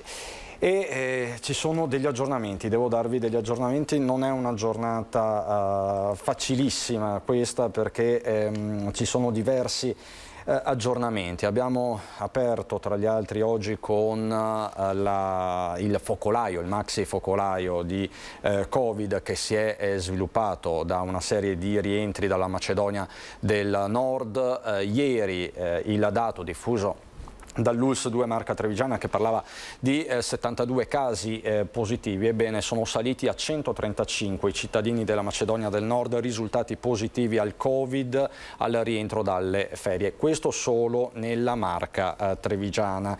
Tra questi 13, tutti non vaccinati, sono ricoverati negli ospedali di Treviso, Conegliano e Vittorio Veneto, quindi di fatto il 10% di questi soggetti positivi sono ricoverati negli ospedali della provincia. 3 si trovano in terapia intensiva, fino a ieri sera erano in 2. Il range di età di ricoverati va da 27 anni a 72. La maggior parte delle positività si è registrata nel distretto di Pieve di Soligo con 71 casi, seguita da Asolo con 37 e Treviso con 27. Ai 135 macedoni attualmente positivi vanno ad aggiungersi nell'ambito dei cluster riconducibili alle ferie trascorse nei paesi dell'area balcanica 52 positivi tra coloro che sono rientrati dal Kosovo e 29 albanesi per un totale di 216 e si sta aggiornando anche la contabilità nel bellunese. Parliamo sempre di soggetti che sono rientrati in questi ultimi 10 giorni dalla Macedonia del Nord e più in generale dall'area balcanica. Nel bellunese fino a qualche ora fa erano 35, ma anche qui è verosimile una crescita, un aumento. Un bel problema, Sindaco. È un bel problema che noi non abbiamo ancora vissuto perché da noi le persone stanno ancora lavorando e quindi sono rimaste sul territorio. Ovviamente nel momento in cui si va in paesi con regole e anche attenzioni diverse il rientro diventa difficile da gestire. Però vedo anche l'aspetto positivo di questa situazione, cioè quello che sono stati individuati, che molti sono situazioni di positivi ma che sono a casa. Fatalità, quelli ricoverati sono molto spesso quelli non vaccinati, quindi anche questo elemento è da considerare in maniera attenta. È un invito ancora una volta a vaccinarsi, perché questo è l'unico dato. Anche l'età molto bassa di alcune persone che sono interessate dal Covid ci fa fare una riflessione, anche di conferma a contrari di quanto la Regione Veneto sta facendo, quindi mi pare che siamo sulla strada giusta. Ovviamente questi dati ci preoccupano molto. Se io avessi una situazione del genere sul mio territorio sarei veramente imporrei io delle misure ancora più restrittive, perché i sindaci hanno la possibilità di fare delle ordinanze di carattere sanitario. Allora, facciamo così, Sindaco, lei rimane qui con me perché abbiamo ancora tante cose da dirci. Si collegheranno fra qualche istante anche Tommaso Razzolini, consigliere regionale di Fratelli d'Italia, e Anna Maria Bigon del Partito Democratico. Parleremo di Afghanistan e dintorni, non solo, di immigrazione, di Green Pass, di tutti i temi di giornata, e continuiamo a seguire poi quanto successo a Castelfranco Veneto. Ieri sera il ritrovamento di questa donna da parte del compagno, 37 anni, nella notte. Si è tolto la vita anche lo zio della donna, 55enne, a Pieve del Grappa. Un mosaico molto complesso. Stiamo tentando di ricostruire, accanto ovviamente alle forze dell'ordine, la dinamica. Ma facciamo così, previsioni del tempo, pubblicità e poi rientriamo qualche istante.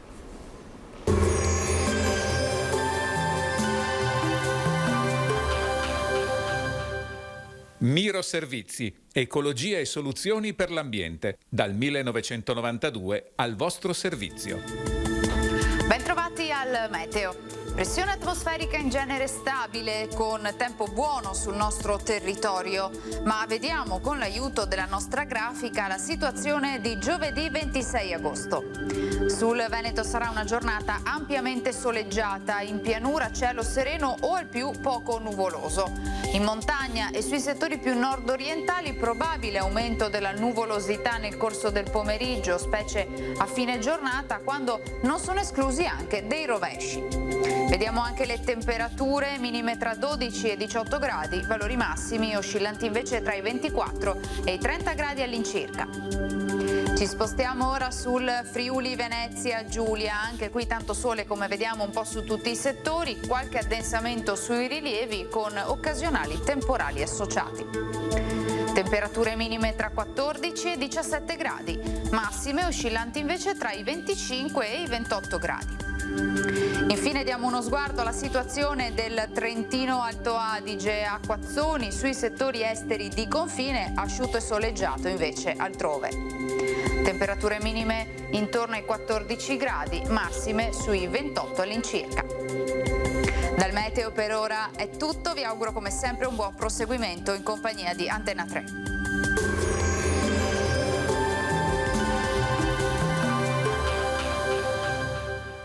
Miro Servizi, ecologia e soluzioni per l'ambiente, dal 1992 al vostro servizio.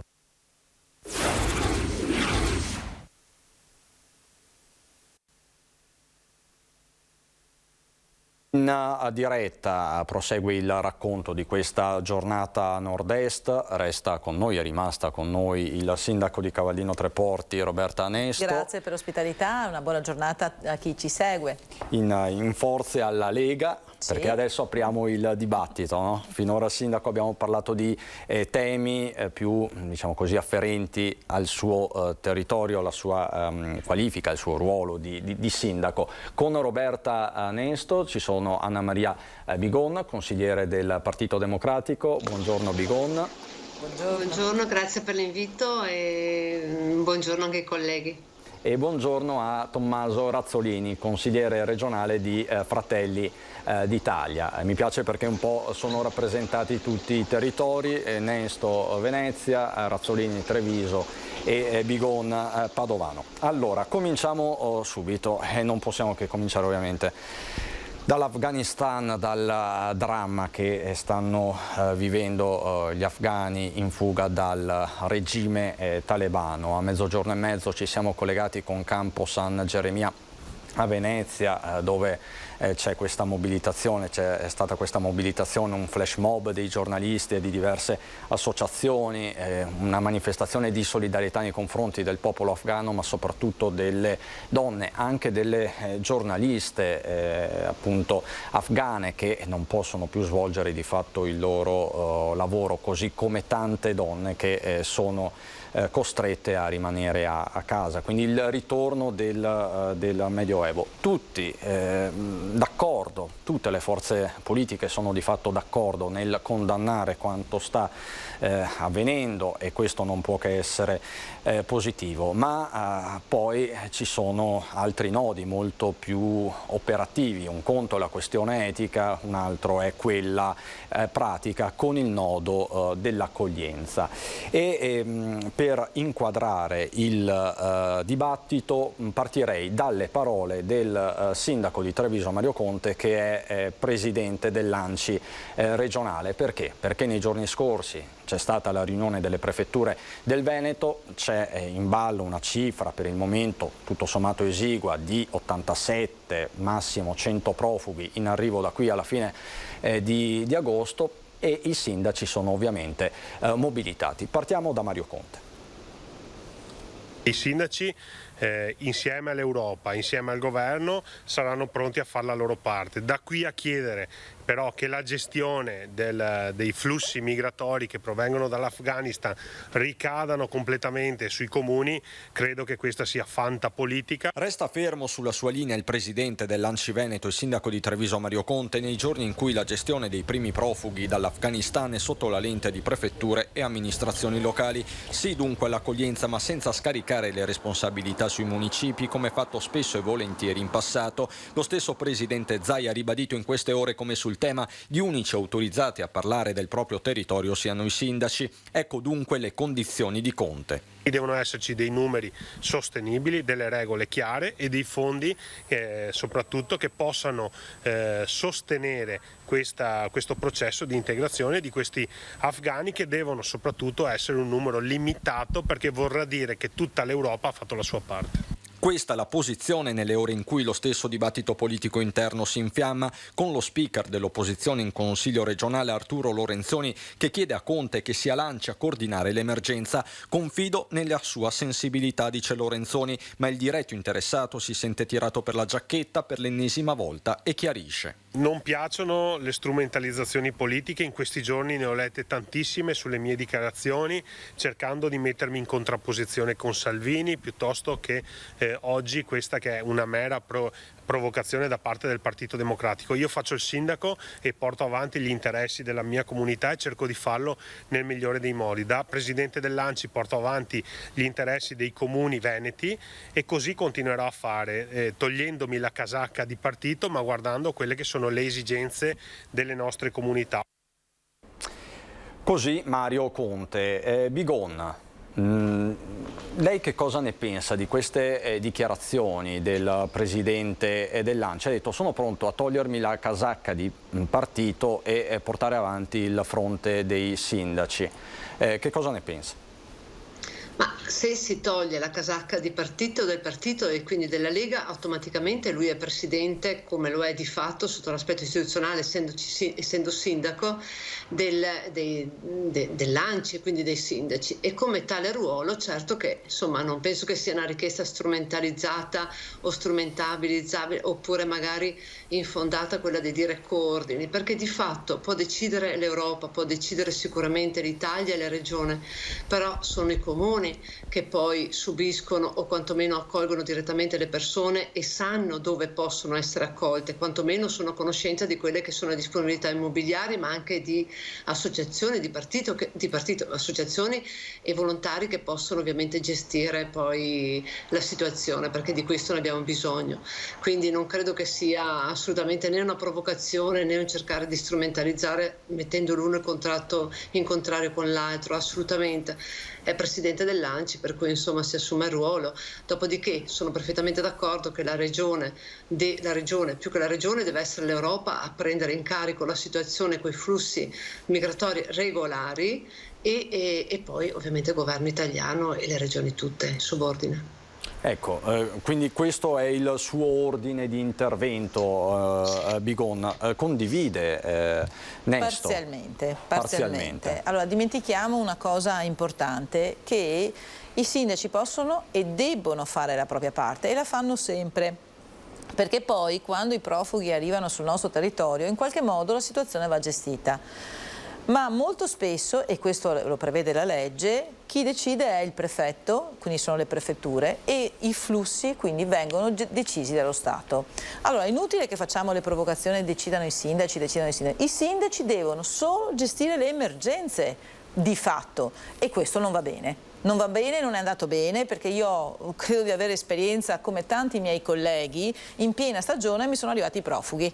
Ad agosto, in piena stagione, mi sono state chieste delle strutture, questo qualche anno fa ovviamente, perché non è un fenomeno nuovo. Oggi abbiamo il fronte caldo dell'Afghanistan, ma quanti fronti abbiamo visto e vissuto in questi anni? Quindi francamente non mi stupisce né la provocazione, il fenomeno c'è, va gestito, deve essere gestito da uno Stato di diritto, uno Stato forte deve gestire i flussi migratori e credo che questo lo dobbiamo pretendere tutti indipendentemente dalla casacca politica che indossiamo, perché se non abbiamo lo Stato che gestisce questi flussi non possono essere i sindaci, assolutamente. I sindaci, e questo credo che siano le parole del collega Conte, presidente dell'ANCI, i sindaci possono dare una mano nella gestione pratica e sicuramente nessun sindaco si tirerà indietro, con generosità, con disponibilità. Lei per esempio, ecco, dà una disponibilità, può già dare una disponibilità di spazi? Noi non abbiamo strutture oggi, non abbiamo strutture comunali, però se c'è qualche famiglia, 1 o 2 famiglie che ha bisogno, cercheremo di attivarci e questi sono i numeri che siamo in grado di gestire, ecco, tanto per essere molto chiari, 1 o 2 famiglie in ogni comune sono gestibilissimi e si trovano anche le risorse per farlo. Le prefetture però non possono avvisarci oggi per domani oppure oggi per oggi pomeriggio, perché questo è quello che è sempre successo. Lo Stato deve gestire i flussi migratori. Bigon, ritorno da lei, poi vado da Razzolini. Mi pare in questi giorni, sentendo diversi sindaci di diverse aree, che ci sia una condivisione di massima sulla cosiddetta accoglienza diffusa. È la formula giusta questa? Assolutamente sì, è la formula giusta per ogni tipo di accoglienza, perché di fatto magari mettiamo meno carico in ogni paese, e condivido anche le parole della collega, insomma i sindaci e i comuni devono, perché sanno e sono a conoscenza delle strutture, della disponibilità delle famiglie, mettersi a disposizione. È anche vero che non possono avere sempre comunque la responsabilità. Certo è che 1 o 2 famiglie per paese o poco più, anche in base al numero di abitanti, insomma io credo che sia una situazione assolutamente sopportabile per tutti. È un momento di emergenza questa, vero? La vediamo, l'abbiamo vista tutti. Negli ultimi 20 anni abbiamo acquisito come donne tanti diritti all'interno dell'Afghanistan, sicuramente li abbiamo persi in questi ultimi giorni e dobbiamo assolutamente fare la nostra parte. E che sia stato un colpo di spugna ce lo dice l'ANSA.it, l'aggiornamento è di questi secondi. La musica sarà di nuovo vietata in Afghanistan, la musica quindi è finita per 38 milioni di afghani. Sono notizie che lasciano interdetti, a me personalmente fa venire la pelle d'oca, nel senso che negli anni 90 questa era la prassi, non si poteva ascoltare la musica, nemmeno quella tradizionale, non tanto quella americana o che altro, proprio la musica. Quindi che cosa si può fare? È innegabile, Razzolini, cioè di fronte a queste notizie qual è la reazione giusta? La reazione etica, dicevamo prima, e pratica. Lei come la vede, non solo da rappresentante di Fratelli d'Italia, ma anche da amministratore del territorio, lo è stato a lungo, nonostante la giovane età, a Valdobbiadene?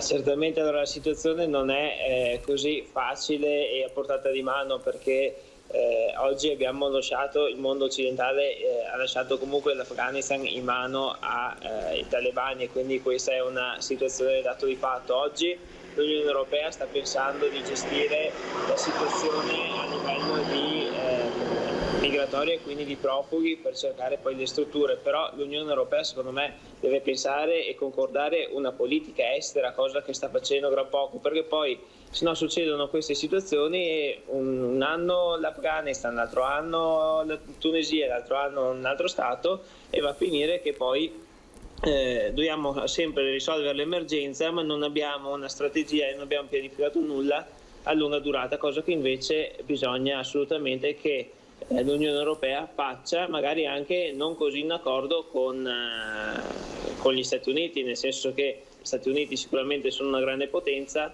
Oggi se noi dobbiamo comunque occuparci di questi profughi perché facciamo parte di una NATO, abbiamo assecondato la politica estera americana, ma credo che sia anche venuto il momento di avere una forza e una consapevolezza di poter prendere delle scelte e mettere comunque i puntini sulle i anche agli alleati che sono gli americani, ci mancherebbe. Il sindaco Conte, che io stimo e rispetto, ha detto una cosa corretta secondo me, e non può essere lui in qualità di ANCI, anche perché mi pare che non tutti i comuni siano soci d'ANCI, gestire questa situazione, perché la gestione deve venire in primis dall'Unione Europea e deve pensare a una redistribuzione in tutti i paesi appunto che ne fanno parte, considerando che una parte e la gran parte dovrebbe essere anche pensata agli Stati Uniti, perché non togliamo responsabilità da questa situazione, ma poi è il governo italiano tramite il Ministero e di conseguenza le prefetture ad agire su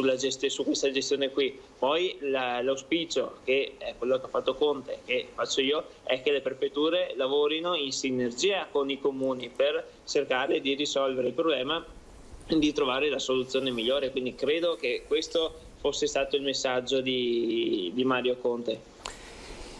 Nel frattempo al G20 delle donne Draghi ha detto che abbiamo degli obblighi verso la comunità globale e che le donne afghane in particolar modo non devono essere lasciate sole e che i diritti delle donne ovunque nel mondo sono attualmente minacciati, e insomma lo stiamo vedendo e lo stiamo raccontando. Tra l'altro Premier Draghi che sta puntando molto sull'organizzazione di un G20 per una gestione molto ampia della crisi afghana, che in qualche modo non dico prescinda, ma che non veda l'unico interlocutore negli Stati Uniti d'America, anche perché vediamo un po' qual è la situazione anche personale in questo momento di Joe Biden.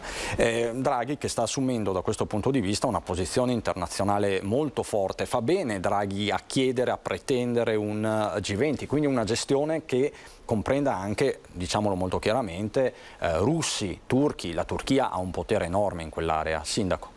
Allora, sono convinta che deve pretenderlo e che noi abbiamo oggi un Premier che ha anche una caratura europea, se non addirittura extraeuropea, che porterà sicuramente dei risultati.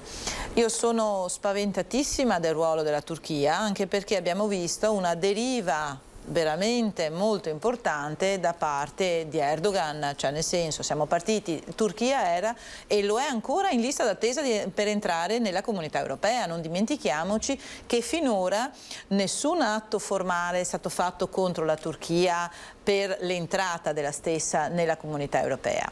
È ancora in lista d'attesa, ma oggi questo Stato è uno Stato che è tornato sotto tanti punti di vista al Medioevo, è uno Stato che ha delle regole molto rigide nei confronti delle donne, siamo tornati indietro almeno di 20-30 anni. Quando c'è stata una rivoluzione veramente all'inizio del secolo scorso, si pensava che ormai la Turchia fosse europea e oggi non è così, e questo in parte ha delle ripercussioni importanti anche sulla crisi in Afghanistan, sulla crisi in altri paesi. Quindi oggi l'impressione, non essendo io un'esperta assolutamente di politica internazionale, è quella che stiamo partendo per un periodo davvero molto scuro, molto preoccupante, e le donne ne stanno facendo veramente, sono le cavie primarie. Cioè io mi rendo conto, a parte che mi capita spesso di parlare con la mia dentista, che è afghana tra l'altro, ha lasciato l'Afghanistan parecchi anni fa. Lei mi raccontava con il sorriso sulla bocca di un percorso che le sue cugine avevano fatto, e oggi lei mi ha chiamato nei giorni scorsi raccontandomi cose veramente tristi. Per cui dopo ci sono le vicende personali di tante donne che ti vengono raccontate, e mi stringe il cuore. Io ricordo anche quello che abbiamo letto in questi giorni di questa sindaca afghana che voleva rimanere lì, voleva rimanere a presidiare il suo municipio. Ieri è atterrata a Monaco, non ha potuto... A un certo punto si prende atto della situazione. Tra l'altro lunedì sindaco al suo posto avevamo la signora Maria, che è una donna afghana, peraltro molto giovane, scappata nel 2016, ci ha raccontato la sua storia, ci ha raccontato anche cosa significa vivere con un burqa addosso, perché aveva 10-12 anni quando il regime talebano era al massimo della sua potenza sul finire degli anni 90. Sono fotogrammi terribili che si stanno ripetendo. Bigon, è inutile dirlo, qua le donne sono nel mirino. È una questione non solo politica ma quasi antropologica, no? Spesso mi chiedo, ma questi talebani non hanno, non dico una fidanzata, una figlia, ma ce l'hanno per esempio una madre? Perché arrivare a una reificazione del genere della donna, del corpo della donna? Ci sono motivi politici, la battaglia è di nuovo politica. La battaglia è di nuovo politica. Noi comunque anche qua in Italia, ricordiamo, e comunque anche tutt'oggi abbiamo tantissimi femminicidi, lo vediamo. Quindi dobbiamo fare tanto lavoro, le nostre battaglie come donne e come persone, perché non dimentichiamo la campagna europea del lui per lei, perché dovremmo essere e dobbiamo essere uomini e donne insieme per fare questo tipo di battaglia. Una battaglia prima di tutto culturale, evidentemente, non c'è dubbio. Decapitano le donne che vanno e passeggiano con uomini che non siano suo marito. Questo vuol dire evitare qualsiasi relazione, qualsiasi associazione, qualsiasi modo di fare al di fuori della casalinga all'interno di una famiglia afghana. Per cui siamo veramente tornati al Medioevo e la battaglia è tanto. La politica deve fare il suo ruolo, perché la politica è la rappresentanza più alta della democrazia, se fatta nel modo corretto. E quindi cos'è che dobbiamo fare? Tutelare queste donne prima di tutto, evidentemente, e su questo non c'è dubbio, ma nello stesso tempo mettere in atto tutti gli strumenti necessari perché queste cose non succedano più e dare la possibilità a tutti di essere evidentemente uguali, ma ancora tanto c'è da lavorare anche in Europa. In sovraimpressione c'è il nuovo titolo, Fuga da Kabul, possibile il dialogo dei talebani, con i talebani sostanzialmente, perché nei giorni scorsi ci sono state anche alcune polemiche attorno ad alcune frasi dell'ex premier Giuseppe Conte, attualmente capo del Movimento 5 Stelle, però in realtà un appello al dialogo era partito anche domenica nel corso dell'Angelus da Papa Francesco. Chiaramente le motivazioni sono diverse, probabilmente anche un pontefice non può auspicare altro per certi versi, ma Razzolini, le chiedo, è possibile il dialogo con i talebani? Come dobbiamo fare per uscirne, calcolando che c'è ancora questo limite del 31 agosto? Loro continuano a chiedere che entro il 31 agosto gli stranieri se ne vadano. Un dialogo con i talebani la vedo difficile, ma a livello proprio culturale, proprio perché due idee diverse. Adesso si parlava appunto del trattamento della donna. La cultura nostra, italiana occidentale, è completamente diversa da loro, e anche per noi, diciamo, per fortuna che qui la pensiamo in modo diverso, quindi sicuramente la situazione è difficile per un dialogo, però se non sbaglio anche oggi leggevo i giornali, sembrerebbe che la CIA stessa auspicherebbe un dialogo con i talebani, quindi qua bisogna capire che carte stiamo giocando e come stiamo giocando, perché sicuramente la Cina ha già iniziato un dialogo con i talebani, ancora non si è capito bene che scopo aveva la mossa di ritirare appunto in maniera così veloce le truppe, perché è vero che era da tempo stato deciso di ritirare le truppe, ma non era stato deciso in maniera così veloce, invece era predisposto per un piano graduato. Oggi la Cina con l'Afghanistan, con i talebani, sta sicuramente già buttando giù trattative di un valore di $1 trilione di dollari di materie prime, perché si sa bene che l'Afghanistan è ricco di materie prime, soprattutto quelle per la tecnologia, anche poi su come si verranno combattute le guerre future, e la Cina lì sta facendo i suoi affari, e il dialogo, a prescindere che sia giusto o non sia giusto, lo stia facendo. Oggi gli Stati Uniti, in questi giorni, insomma, sembrerebbe che un pezzo grosso della CIA sia andato lì per parlare, e anche lui auspicando un dialogo, ma allora la domanda che ci facciamo: che senso ha avuto questa missione che per 20 anni abbiamo voluto tenere in quel paese, in quei territori? Questa è la domanda, quindi bisogna veramente capire qual è il ruolo dell'Italia, ma è giusto parlare anche di Unione Europea in tutta questa faccenda, perché secondo me è abbastanza confuso. Bigon, fino a che punto può essere cinica la politica, arrivati a questa situazione, insomma, a questo stato di impasse? Ma sentivo prima appunto che giustamente il collega diceva che il dialogo sarà difficile e che comunque si chieda come mai e cosa è servita questa missione negli ultimi 20 anni all'interno dell'Afghanistan. Al di là di quello che si è detto sul governo, che sappiamo tutti, insomma, che non è stato uno dei migliori sicuramente, e certo è che quantomeno si è data la possibilità alle donne, comunque alle famiglie afghane, alle persone, di vivere anche una realtà diversa, e quindi abbiamo sicuramente mobilitato le coscienze innalzando quei livelli culturali che prima assolutamente non c'erano. Quindi la mobilitazione deve derivare sicuramente all'interno del paese, perché non è che possiamo partire solo esclusivamente noi, e questo lavoro sicuramente è stato fatto. Tanti hanno collaborato con noi per cercare di uscire da questo tipo di stato. Adesso si trovano governati,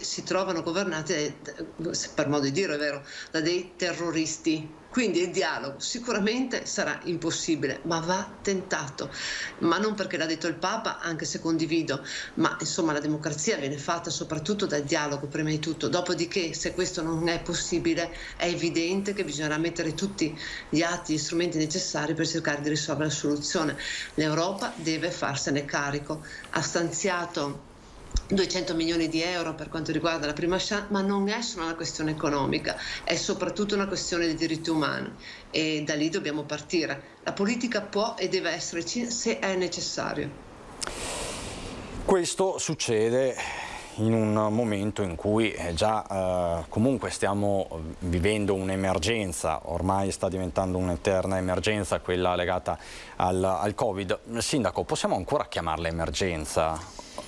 Allora, di per sé noi siamo in pandemia e lo siamo ancora. Non credo che siamo più in una situazione vera e propria emergenziale, perché stiamo rientrando con dei numeri che sono abbastanza ordinari, nel senso che le terapie intensive ormai hanno dei numeri gestibili, certo, eccetera. Ovviamente dobbiamo stare attenti alle varianti e anche a degli elementi esterni di variazione, cioè nel senso alle varianti e alle variabili. E alle variabili che potrebbero esserci. E questa potrebbe essere una variabile, perché è una delle tante. Certo. Quindi dobbiamo essere molto accorti nella gestione dei nostri territori e nel rispetto delle regole e nel far rispettare le regole. E qui si apre l'altro capitolo di questi giorni, di queste ore, relativo al Green Pass e anche all'obbligo vaccinale, perché non è più un argomento tabù diciamo che è stato sdoganato dallo stesso ministro alla Salute Speranza nei giorni scorsi, dicendo sostanzialmente: per il momento non c'è nessuna decisione ufficiale sull'obbligo vaccinale, non ne abbiamo cominciato a parlare seriamente, così ha detto Speranza, però valuteremo. Allo stesso tempo in questi giorni ci sono stati anche autorevoli esponenti del CTS che hanno detto: no, dobbiamo arrivare all'obbligo vaccinale, dobbiamo completare questo ultimo miglio, e chi non si convince da solo deve essere in qualche modo obbligato. La strada dell'obbligo vaccinale, Bigon, è una strada percorribile? Lei personalmente cosa ritiene? Che autunno ci aspetta da questo punto di vista? Ma noi abbiamo già 10 vaccini obbligatori, per cui non sarebbe così scandaloso avere l'11°, soprattutto perché in questi 2 anni abbiamo visto cosa è successo. Non abbiamo più e non dobbiamo più pensare o parlare di malattia individuale, ma sicuramente di malattia collettiva, perché questa è una malattia trasmissibile. Tra l'altro l'emergenza ce l'abbiamo ed è stata creata anche dall'occupazione degli ospedali di questo anno e mezzo durante la pandemia, ed è quella delle visite, degli screening ancora da fare, perché abbiamo tante persone malate anche di altre cose oltre al Covid. Quindi abbiamo 250.000 visite da recuperare, un anno e mezzo, in quest'ultimo anno e mezzo, e 250.000 screening. L'obiettivo è quello di farlo entro dicembre di quest'anno, ma sarà difficile. Allora, ci si vaccina per un fatto personale, perché si abbatte la gravità del 98%, e questo insomma è stato anche accertato, dobbiamo anche fidarci della scienza e credo che nessuno lo possa mettere in discussione, tantomeno i medici dovrebbero essere.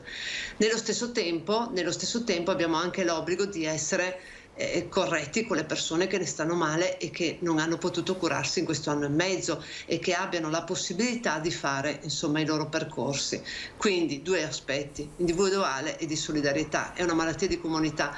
Ha fatto bene il governo a non partire con l'obbligo. Io sono convinta di questo, perché è l'ultima cosa che ovviamente deve essere ammessa e applicata. Vero è che se si va avanti così, io credo che insomma, come lo è stato imposto per i medici, il Green Pass è comunque un passaggio intermedio e potrà essere sicuramente magari valutata anche l'obbligatorietà. Quindi Bigon non deve essere un tabù, lei dice, no, e probabilmente non lo sarà.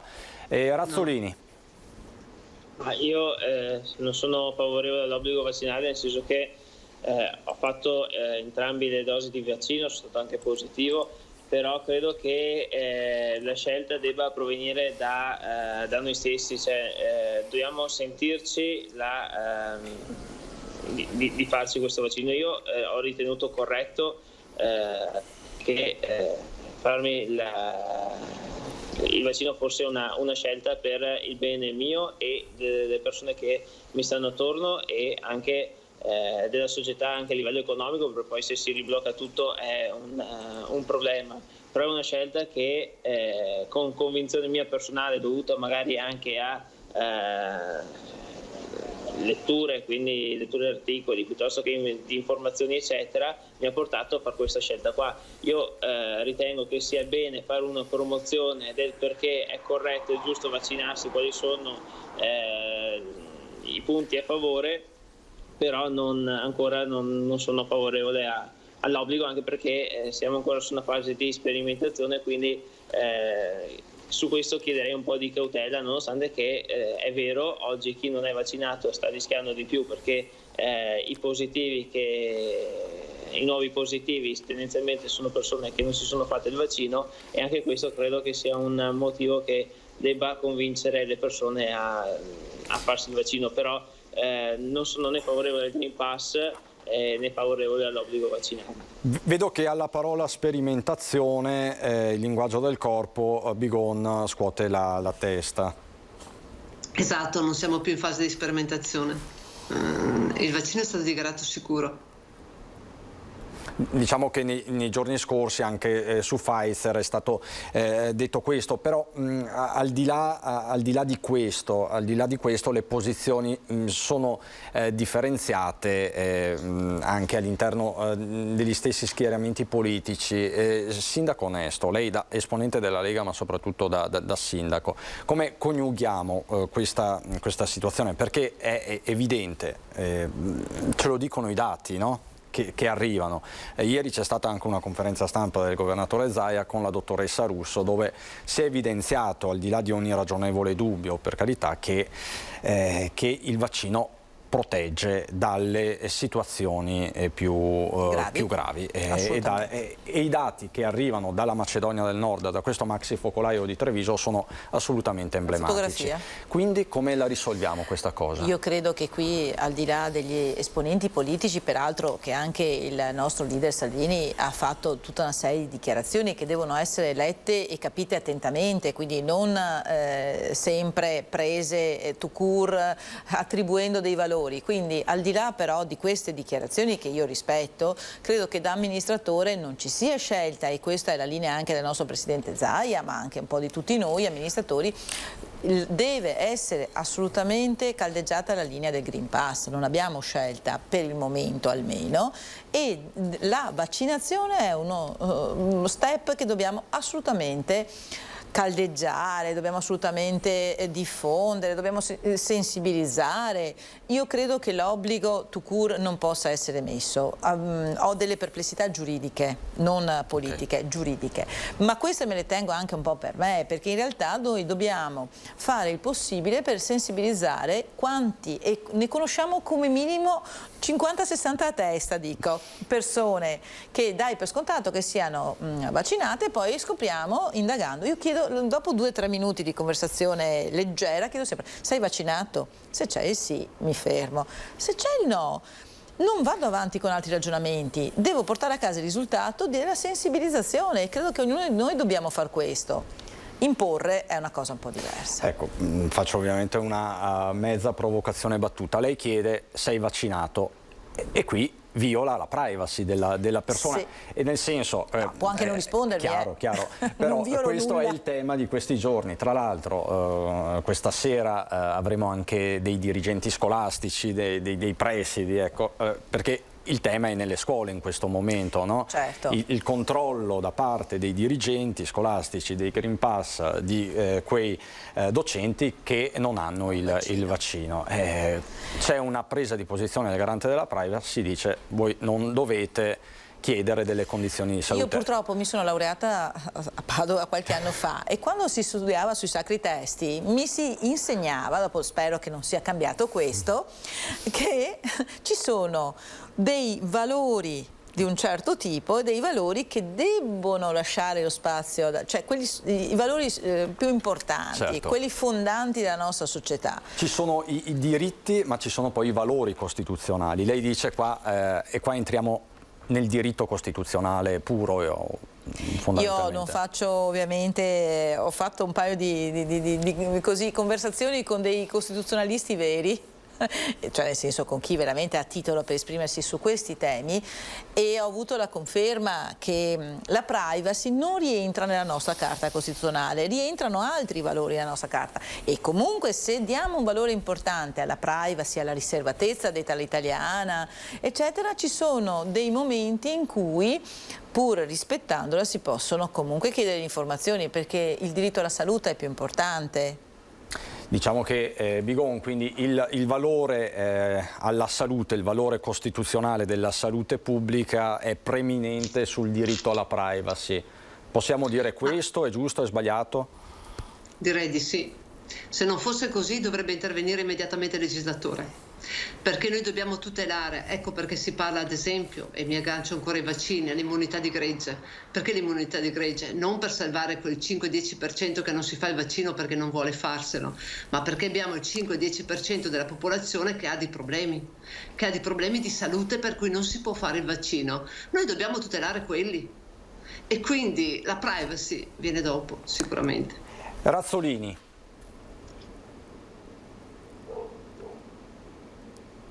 E l'audio, Razzolini, non la sentiamo.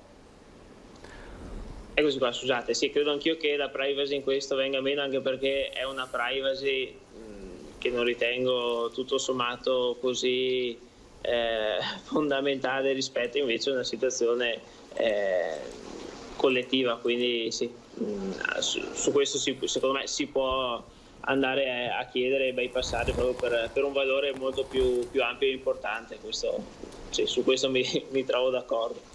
Quindi lei dice questa sua visione può coesistere anche con la libera scelta in campo vaccinale?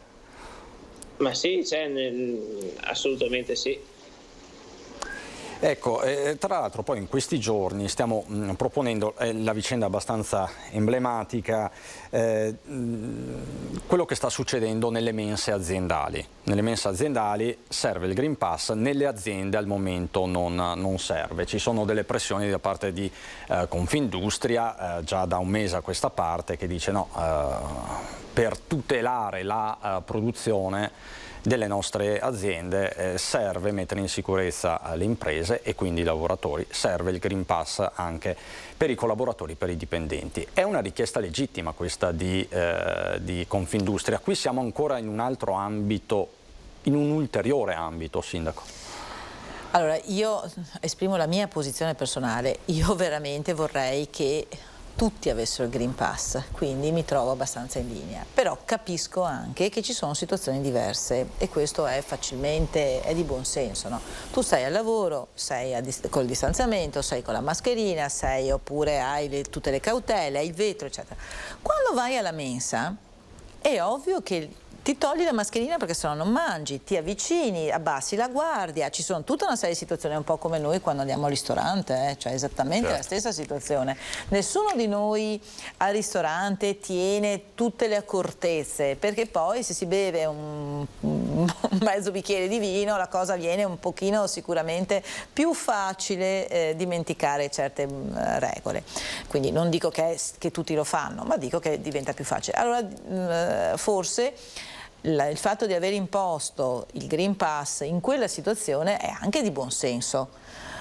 Non mi sento di appesantire ulteriormente, perché io mi rendo anche conto che in tante altre situazioni, anche senza Green Pass, rispetti le regole.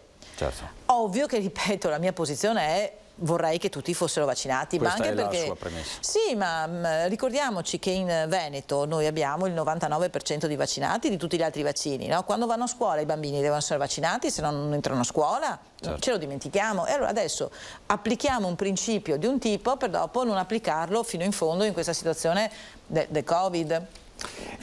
Siamo in chiusura, chiedo anche a Bigon e Razzolini. Prima abbiamo parlato di questo con il sindaco di Pederobba, perché a Pederobba c'è la Cementi Rossi, che è un'azienda per l'appunto. Nei giorni scorsi abbiamo documentato come Antenna 3 il pranzo al sacco dei dipendenti sul Piave, no? I dipendenti non sprovvisti di Green Pass che sono andati a mangiare sul Piave, stanno mangiando sul Piave con ovviamente le proteste dei sindacati. Bigon, giusto o sbagliato il Green Pass in azienda? Chiedo anche a lei risposta telegrafica. Giustissimo, perfettamente d'accordo. Non ci sono alternative, non si dovrebbe nemmeno discutere. La mensa è comunque mette a rischio ancora di più, per cui insomma serve per tutelare tutti, ci mancherebbe altro. Razzolini, chiedo anche a lei, è un po' la prova del 9 prego, mi dica. Audio. Guardi, sono contrario al Green Pass e quindi la risposta viene da sola, insomma. Perfetto, quindi diciamo questo era per misurare la coerenza di tutti gli interventi. Devo dire che tutti siete stati assolutamente perfetti nell'esposizione, quindi io vi ringrazio per questo confronto dei temi dell'Afghanistan a quelli più interni, del Green Pass, che per certi versi in questi giorni hanno assunto una dimensione diversa, ecco, possiamo dire questo, sì, perché a volte succedono dei fatti che riportano un po' le discussioni anche nel giusto ordine. Grazie Anna Maria Bigon del Partito Democratico, grazie davvero anche a Tommaso Razzolini di Fratelli d'Italia. Il sindaco Nesto abbiamo deciso che resta con noi fino alla fine e ci troviamo fra pochissimo, qualche istante di pubblicità.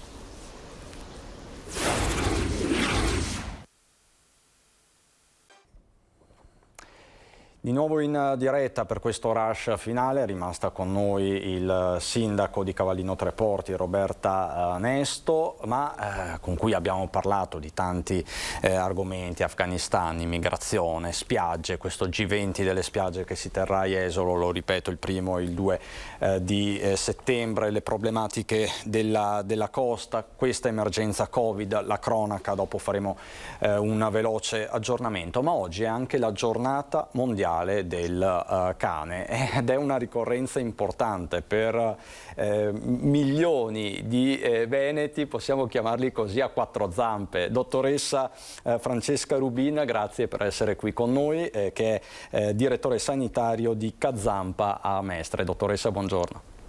Buongiorno, grazie a voi. Ecco, qual è il modo migliore per fare gli auguri ai nostri amici a quattro zampe? Sicuramente rispettarli nella loro natura, per cui per esempio essere consapevoli che prendere un cane è anche un impegno.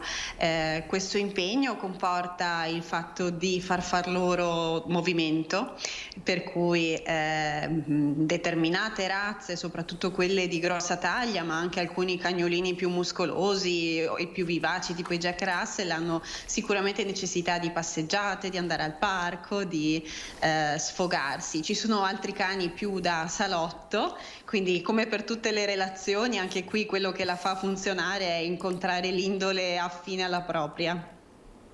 È sempre una questione di affinità. Sì, sicuramente questo vale anche per i quattro zampe. E affinità che in qualche modo, dottoressa, sono state essenziali nel periodo di pandemia. Abbiamo parlato spesso della solitudine, no? Che ci colpiva, che colpiva magari le fasce più deboli della popolazione, più fragili, penso agli anziani ma anche ai bambini. Sono stati fondamentali non solo i cani ma gli animali domestici in questo periodo. Esattamente, c'è un rapporto Coop del 2020 che riporta che 3,5 milioni di italiani durante il primo e il secondo lockdown avrebbero preso un animale da compagnia e altri 4,3 milioni starebbero pensando di farlo a breve, quindi l'animale da compagnia è sicuramente un grosso aiuto per tutte quelle persone che si trovano sole o isolate in questo momento.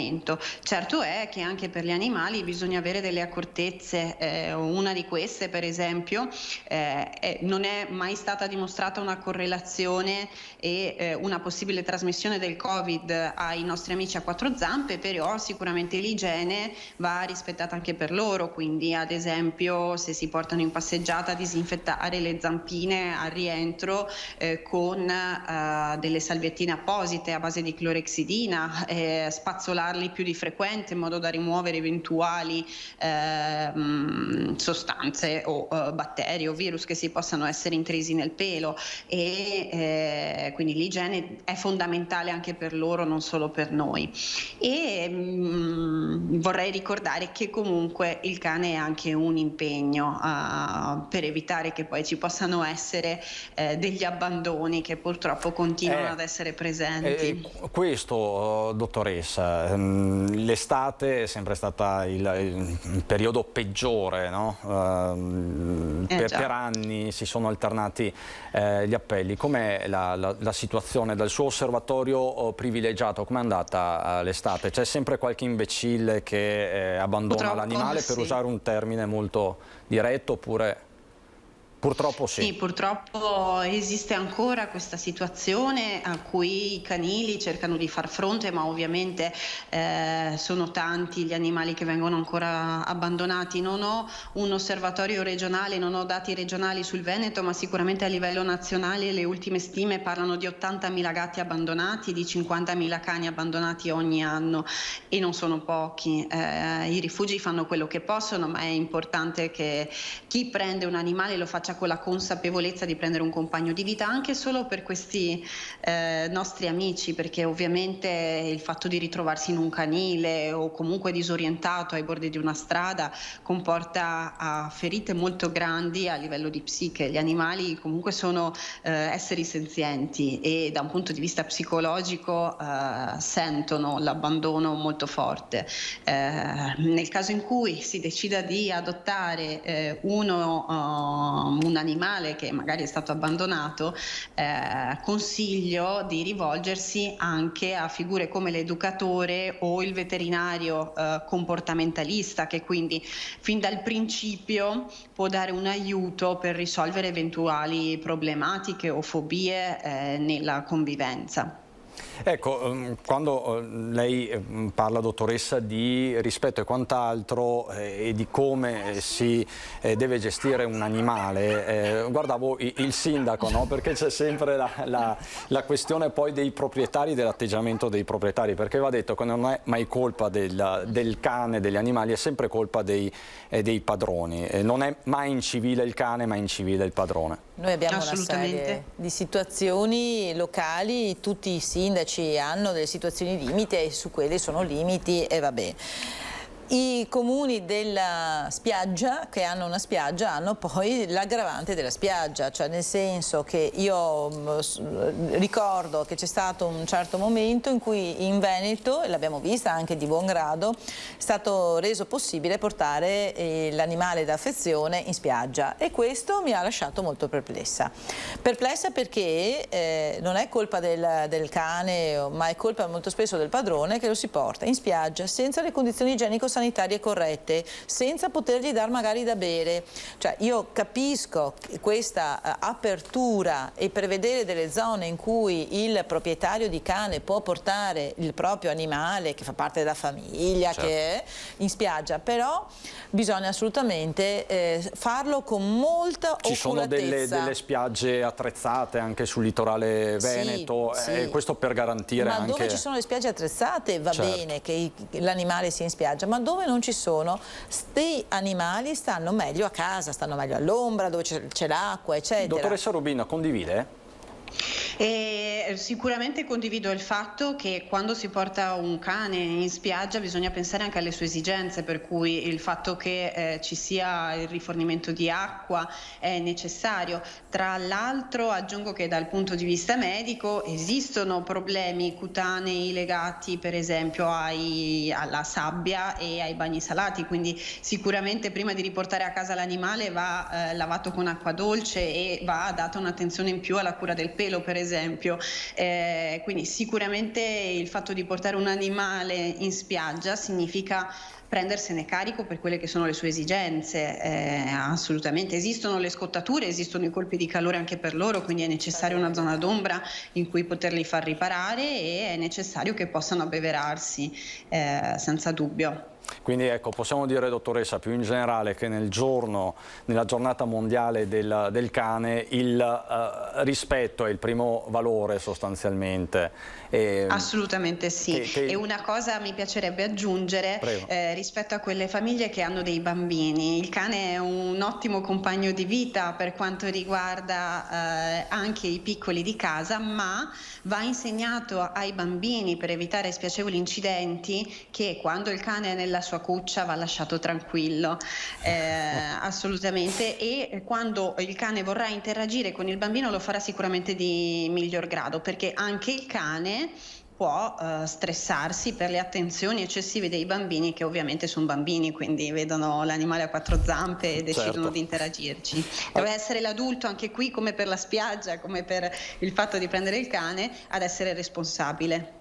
Assolutamente, grazie davvero dottoressa Rubina per tutti questi consigli e auguri quindi a tutti i nostri amici a quattro zampe. Certo. Arrivederci, buongiorno. Grazie dottoressa. Siamo addirittura d'arrivo, vi do alcuni aggiornamenti. Allora, comincerei da questo. Ricorre oggi il 43esimo anniversario dell'elezione di Papa Albino Luciani, Giovanni Paolo I I, avvenuta il 26 agosto 1978, e si è fatto anche il punto sull'attesa beatificazione del Papa, che è passato alla storia come il Papa dei 33 giorni, di cui sarebbe imminente il riconoscimento del necessario miracolo. Sul quotidiano cattolico Avvenire è stato fatto il punto della situazione e si dice, citando delle fonti vaticane, che siamo ormai alle battute finali per la beatificazione di Giovanni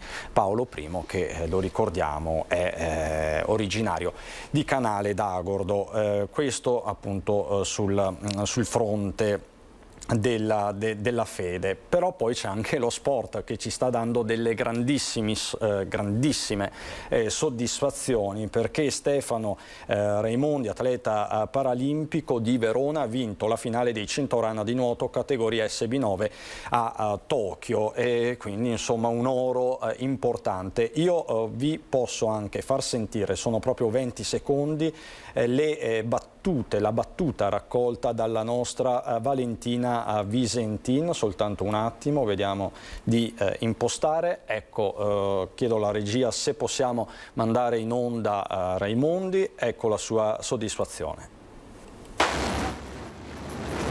Ciao a tutti, volevo salutare i miei comuni, il mio comune di residenza, il comune di Zimella, e il comune dove mi alleno, dove c'è la piscina al centro federale di Verona, e quindi saluto tutti i veronesi. E sono riuscito a vincere questa, anche grazie al vostro sostegno, e la battaglia continua. Ecco, la battaglia continua. Ha ringraziato i suoi compaesani, i suoi veronesi. Raimondi, orgoglio veneto alle Paralimpiadi di Tokyo.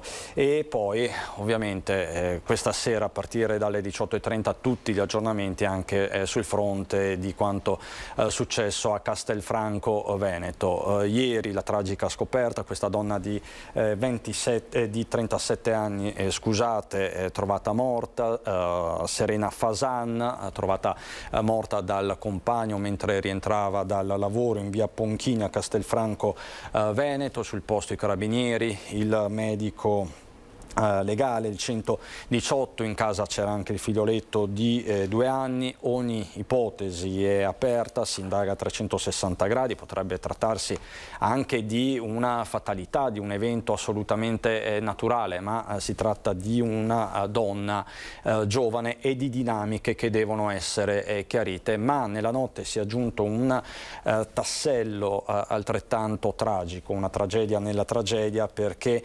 alle 3 è stato rinvenuto il corpo dello zio di Serena Fasan, Simone Fasan. Simone Fasan, che ha compiuto un gesto estremo in via San Pancrazio a Pieve del Grappa, gettandosi dal ponte sul torrente Astego. Questo alcune ore dopo appunto la notizia della scomparsa della nipote Serena. L'allarme era stato lanciato dai familiari. Quindi tutti gli aggiornamenti questa sera nei nostri telegiornali, compreso questo maxi focolaio di macedoni dal rientro dalle ferie che appunto si allarga. Ormai siamo sopra i 130 nella sola Marca trevigiana. 13 sono ricoverati gravi in ospedale, 3 in terapia intensiva. Questa è la situazione, quindi grazie Sindaco Onesto che ci ha fatto compagnia. Grazie davvero, in bocca al lupo per tutto e soprattutto per questo G20 delle spiagge. Grazie. Sappiamo che lei è molto battagliera, quindi porterà avanti sicuramente anche la proposta di legge sulle località balneari di cui abbiamo parlato. Comunque ci aggiorniamo come sempre. Grazie quindi a Roberta Nesto. Ringrazio ovviamente dalla regia come sempre Italo Morao e Tony Esposito. Grazie davvero. Rientriamo alle 18:30 con l'edizione regionale 19 Venezia, 19:30 Treviso con Belluno. Grazie per l'attenzione e buon proseguimento di giornata.